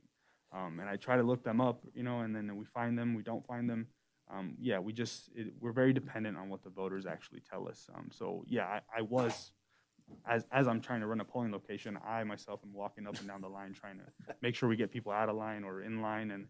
And even still, when you tell someone, oh, sorry, you live in Douglas, you can't vote here, it starts a whole dialogue. They get upset. They're yelling, even if they just showed up. I had people that just walked in, I talked to them, and then now I'm sitting there talking to them, when if we had done the education ahead of time, we probably could have avoided that. And Yeah, well, as you said, now you know what questions to ask, and maybe you can come up with a flyer that, everyone grabs when they get into that line that answers. I mean, maybe that'll help, or something like that. And we did just recently have a clerks conference up in Reno with the Secretary of State and the other 16 counties, and we did mention that we would like some additional guidance and help on same-day registration requirements and timelines so that we can get that out to the voters. Actually, that's a good idea, is rather than having this long dialogue and a bunch of questions, just give them flyers. You got to read this before you get to the front of the line. Just from past experience, they get read it out. Yeah. I don't know Yeah, if that's I know. grammatically correct. Well, it's got to be a simple one page. It can't be, Right. it's got to be 3 or 4 sentences, right? On the election worker training, and I know in the past you've relied on volunteers, and I mean, do you think we're at a point where maybe it has to be more of the actual paid employees as opposed to relying on volunteers? Because it is, I mean, it sounds like you're talking about, you get a volunteer who says, well, I can work 2 hours a week, and you say, well, look, that's not going to work for us. And We really, so I don't know, I guess I'm throwing that to you now so that when we get to budget time, you guys think about that, whether, you need that support to adequately carry out an election. I think it's important for you to tell us what your needs are, and if that means, not that we're going to find any workers, because Yeah. it doesn't seem like anyone can find any workers lately. It is shifting towards that. Now, mind you, we want all our election volunteers to keep coming. We still need them. Yeah, Some of these of course. people are really good at working the kiosks to check Yes. voters in. They know our machines. Like, we need people ushering the line. So we certainly need them. But it's just there's now additional steps that we need or things that we need to do that require a little more attention and a little more focus. When you say that, yeah, actually, Aubrey and I were trying to get to do a program within the city to get some of the city employees to come help us out. Unfortunately, the pandemic hit, and Aubrey and I didn't feel good about asking everybody for help when they're stretched thin as well. Right, but that was the other thing I was going to say is, in times of disasters, we have a requirement that any city employee could get pulled into the EOC to do a job, and in fact, Right. they're trained for that. And so I don't think this is really any different, where, we mandate that this is a critical function of government to carry out an election. And during those 3 elections, there's some people in the city who are going to have to do dual duty, and they may be pulled from Public Works for a week or 2 while they train and fill out an election. And I don't think there's anything wrong with that. I think it's good use of our resources. No, thank you. And we certainly will look at that for this election. And I do think for election worker training, we should be looking towards paid training. Yeah. Because it's not just coming in, doing the same thing that they've done for many years. A lot of our election workers are going to be using our more technical devices. And we want them to come to training. We want them to pay attention at training. It's not the potluck social anymore that it used to be. So I would like to start looking at some training pay for our election workers to get good feedback from them. They provide us a lot of new ideas and suggestions. as members of the voting public that we may not think about because we're constantly in the weeds. So having them there to help us is extremely important, but it is, we're asking them for 2 to 4 hours of their time right now for free. I think we would get a lot more helpful feedback if we offered some pay for that. Okay. And just continuing the theme with election workers, our election boards, they're getting bigger, they're working longer hours. Obviously, instead of like our mail ballot board, instead of processing 2,000 ballots, they're now processing 40,000 ballots. So they're working longer hours, they're doing more. It just costs more to do anything with the election. And with that, there's no room to put the boards in the back. We have way more ballots to hold now. Our vault is full to the brim. We do what we can, obviously, and we'll continue to administer the election the best we can, but we're slowly just running out of space and, like I said, people. So we'll continue to do the best job we can, but I just want to bring that to you guys' attention. Another anticipated cost is postage. Obviously, when we send out 40,000 mail ballots, it's a much bigger cost than 2,000. And with that, we also have to pay for return postage by law. So we send out 40,000 ballots. If we get 40,000 back, we're paying return postage on all 40,000. And then additional election supplies. As we start understanding how mail ballot elections work and as we figure out what does work and what doesn't, there's more supplies we need. This last time we bought a letter opener, an automatic letter opener to process those ballots, and it actually greatly helped. One, we don't have the election workers accidentally cutting someone's ballot that we got to reduplicate. They can just put it in a stack, it cleanly cuts them all, and they're able to separate the ballots. So just things like that, when we figure out what does work for us, we'll have to make some purchases. Voter outreach, printage and postage. There's so many new laws. They change them every session, and the voters don't understand. I mean, we hardly understand. It takes us months of research and following the session to figure out these things out, and then we have to put them in a digestible format for the voters, and so that comes at a cost, obviously, and we'll have to send those things out. And we're also working with the Secretary of State's office. There is some funding in AB 321 that allows for voter outreach, and so the state will be working with the counties to get the message out as well. But I think it's prudent for us as the city to also try to reach our voters and make sure they understand what the new changes are. And then obviously, with the presidential preference primary, just the cost of administering a third election. So elections are not cheap, obviously. We're used to 2 a year. We'll now be moving to 3 a year every 4 years. And with that comes it's a full-scale election. It's not just because there's only 2 people on the ballot. It's cheaper. We still have to print all the ballots, mail all the ballots. We have to pay our vendors for coding the ballots, for distributing the ballots. It's the same thing. We still have to host in-person voting. Our machines, they're still there. So although it does seem like it's a smaller election, it shouldn't be a big deal. It's the same thing. There's no difference for us. We still have to publish. We still have to notice. It's all the same. The last slide, in conclusion, I'm just going to read this out. In conclusion, this presentation has provided a very high-level introduction of what elections is facing in the upcoming 2022 and 2024 election cycle. There will be additional time involved for training election workers and additional resources required by the department to facilitate the new mandates. Recruiting election workers will be a challenge as we require workers to commit to longer periods of time to work to ease the scheduling process and continuous retraining process. Additionally, with a third election in presidential years, this will mean training of election workers over the holidays, which will be a difficult ask for many of them. Thank you for your time and attention. If you're interested in a visit to the elections department, we're always happy to walk you through and provide information on the processes. And any questions you guys have, we'll be more than happy to answer.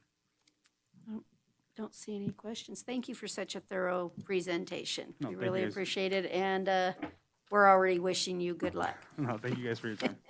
Thank you so much. We're going to take a brief recess so that we can set up then for our final item on our strategic plan. So we'll be back by 20 after.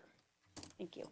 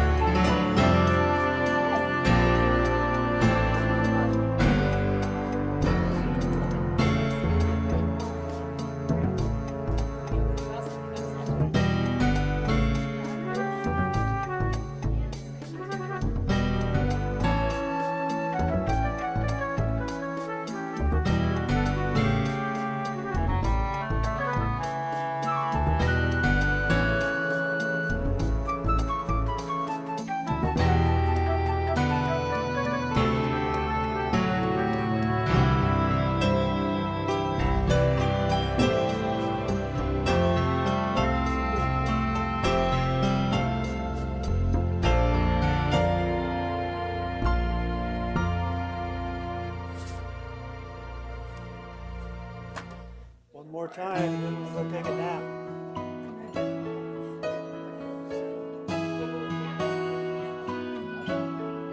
Yes, they should.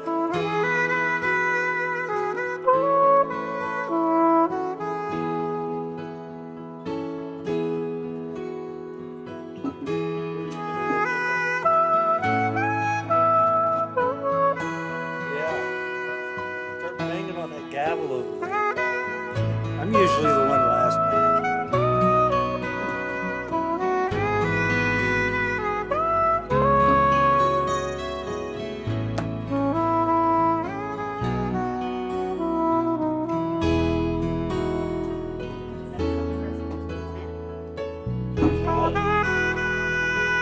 Miss Warren, is the recording ready to go? Okay. Back to order. We're going to go on to agenda item 20B, which is the discussion and possible action on the acceptance of our strategic plan.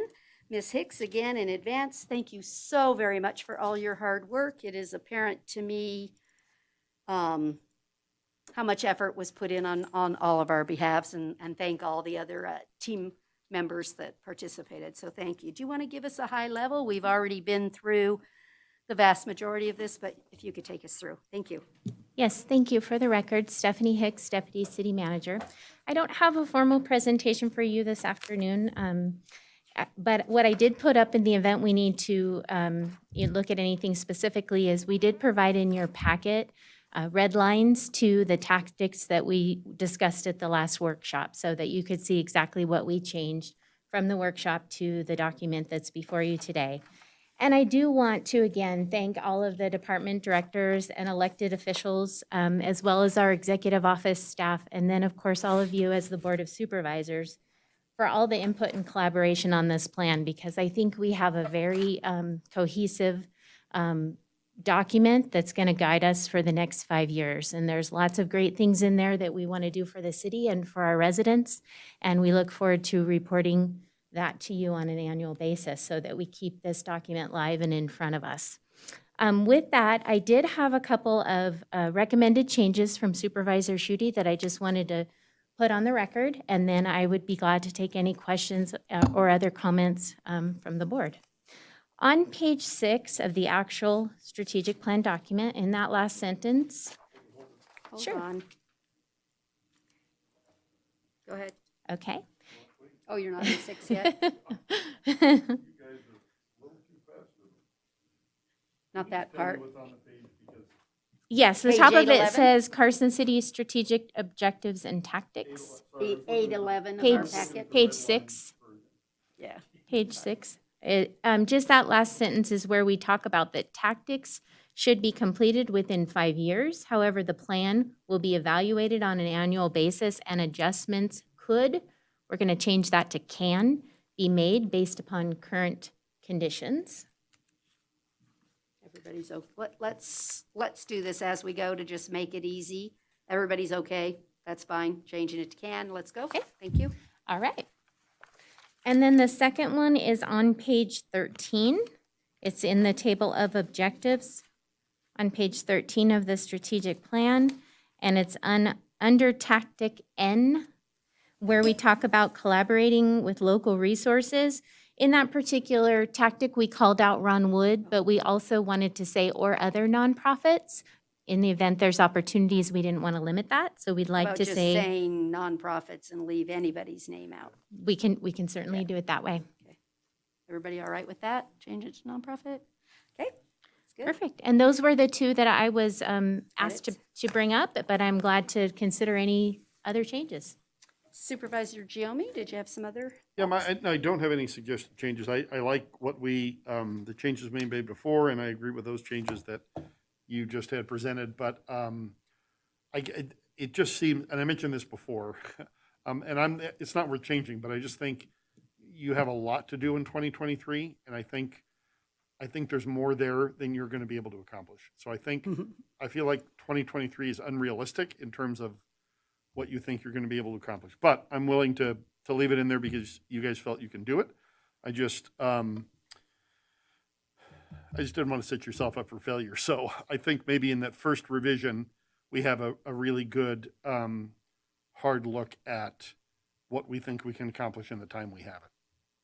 So it'd be great if you could, and I'm not saying that Yeah. you shouldn't. Strive. But I just didn't want you guys to feel like, oh my God, we can't do all this, because you might not be able to. Because Absolutely. it seems like a lot.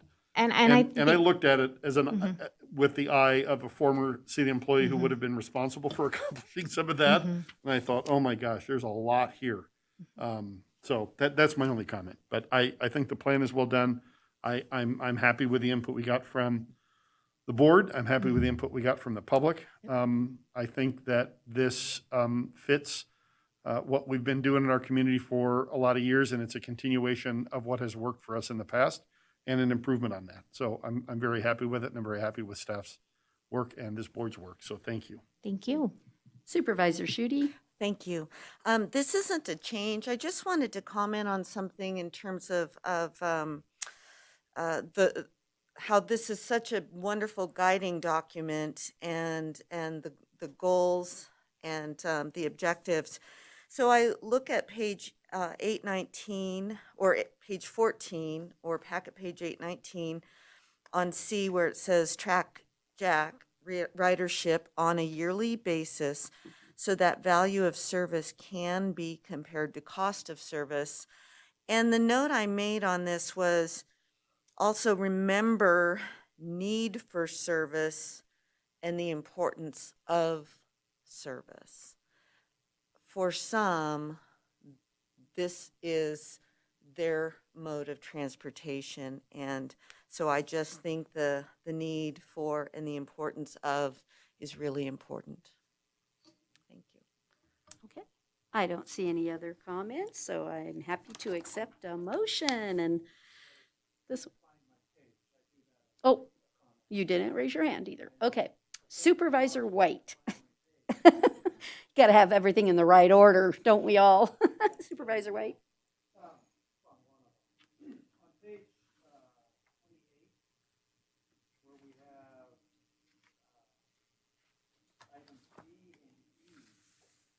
Provide traffic management, program activities, on and on and on. And then down at E, reduce occurrence rates of crimes against persons and property.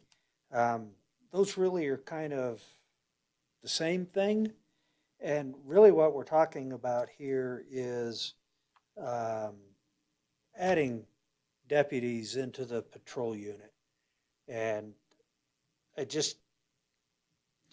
I don't know that it's appropriate to say straight up add more patrol units there, but we know that's what we're really talking about.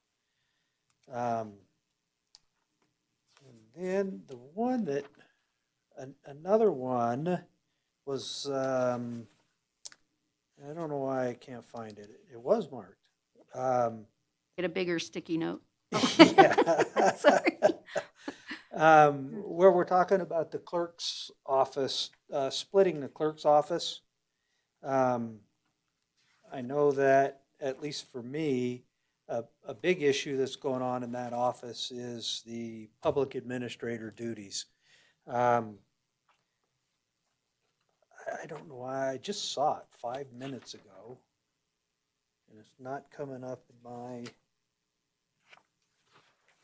in my tabs here. But at any rate, whatever page that's on, if somebody knows where we had that, kind of embarrassing. 23, 874, I don't know. Page 74. 874, technology, creating its own dedicated position, contracting. Right. On page 828, on I, it talks about reviewing the public administrator activities and duties and. You got two sections, right? Yeah, creating its own dedicated position within the city. I'm sorry, say again where? 828. I. 23, page 23 or 828. 828I. Yeah, that's it. Yeah, it's a may, it's permissive, right? No. Page 28? Yeah, 23. 23. Letter I is in India. Oh, yes, okay. Yep, So the language is there. okay.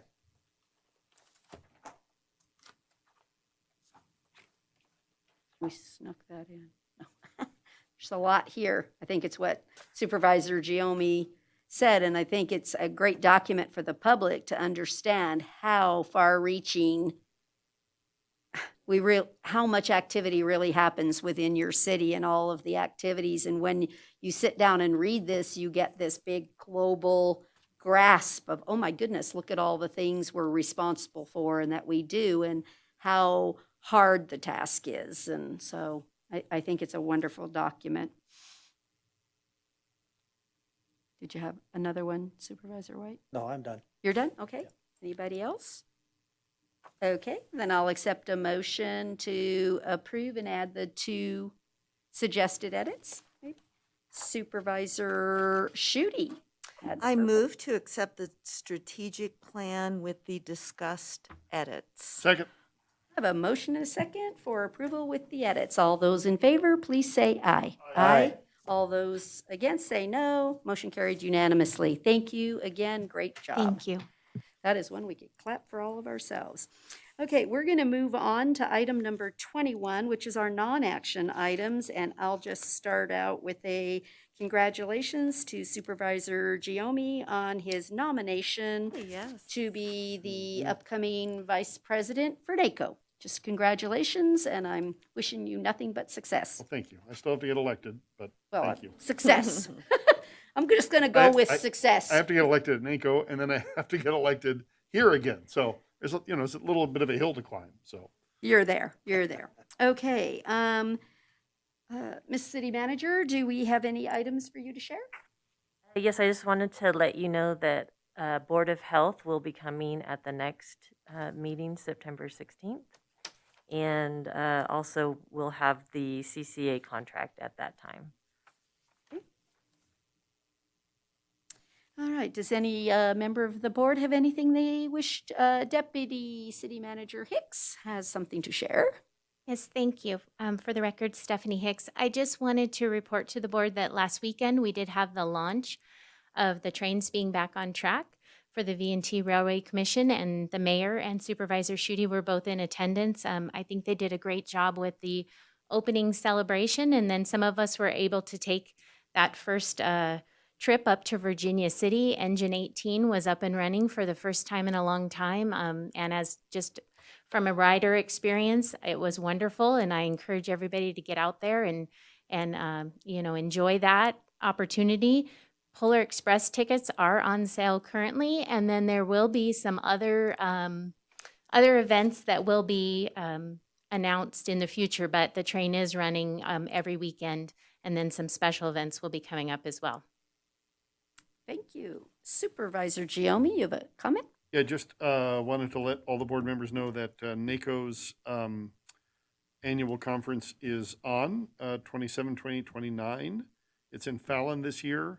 Most of the activities are 28, 29. You can go online and register. And just as a reminder, every at that meeting, that membership meeting, every county commissioner is eligible to vote on items that come before NACO. So you don't have to be on the NACO board to vote on items. It's open to voting for every You're a elected delegate representative. if you're elected. So, but some good classes, and they're trying to get a county-to-county golf tournament going on the 27th. So that's it for me. Thank you.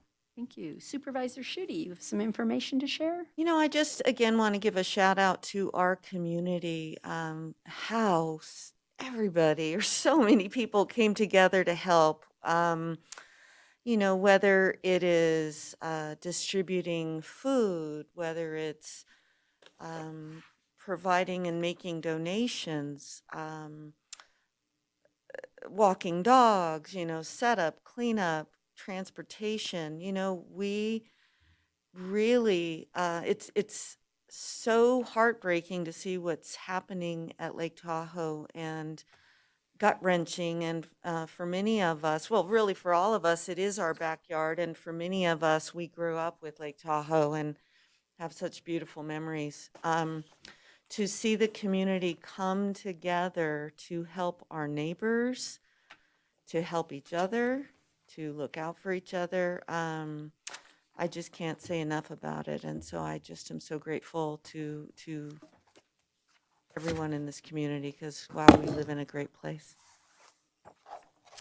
I do know that there was some questions of why was the shelter closing, and I think it's important for all of our residents to realize that the incident is an El Dorado County incident. It was not a Carson City incident, and I am with Supervisor Schutte to say how proud I am that Carson City stepped up to be a temporary location to give El Dorado time to find the right placements. It was difficult, but it was the right thing to do, and I'm so proud of everyone in our community for doing that. Some are questioning, why did El Dorado make a change? Because maybe people were already comfortable here. The issue really revolves around them having the ability to communicate with all of their residents. And honestly, Carson City needed to then be able to be an overflow if this fire now threatens our valley. And so it's just progressive, and let's just all hope that there's not another evacuation coming our way. But thank you to everyone in our community for stepping up and helping people. And yes, thank you for, we appreciate that. And yeah, as we move forward, there's so many opportunities here to think about. Hopefully, we won't have to do this in the future, but with other disasters, difficult times, it's a great reminder of really, really good communication, clear communication, and including everyone in that communication. Because while it's not a Carson City incident, since Carson City was a part of helping, I think it's important that the people who are there really in the trenches have an opportunity to share the human stories behind the what, now I'm drawing a blank, it's a simple word, but human stories really behind the work that we're doing. And so that I'm excited that in the future, we can improve on that. Absolutely. Supervisor Jones?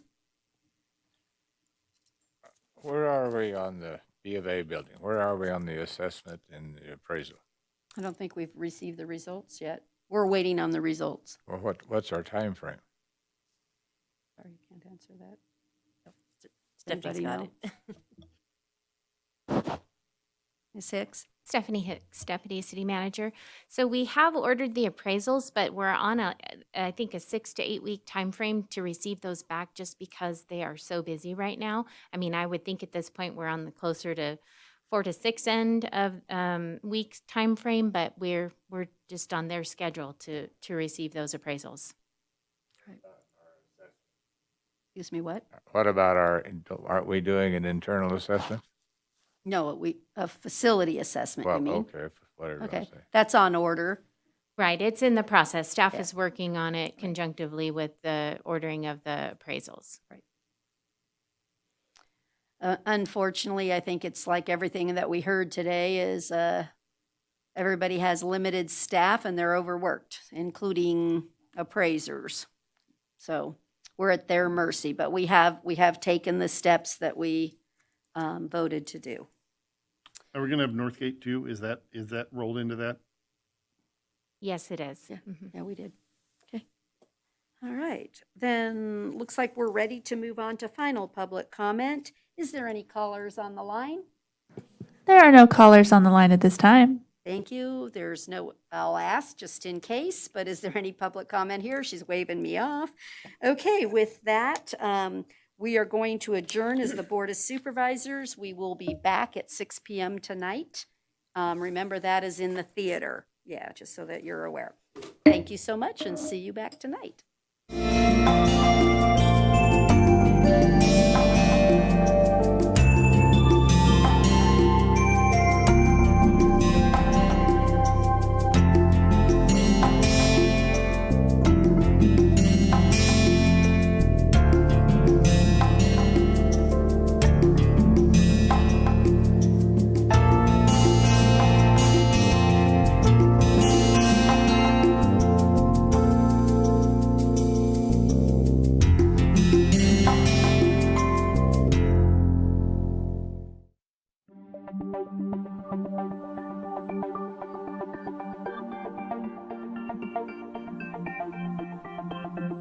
you.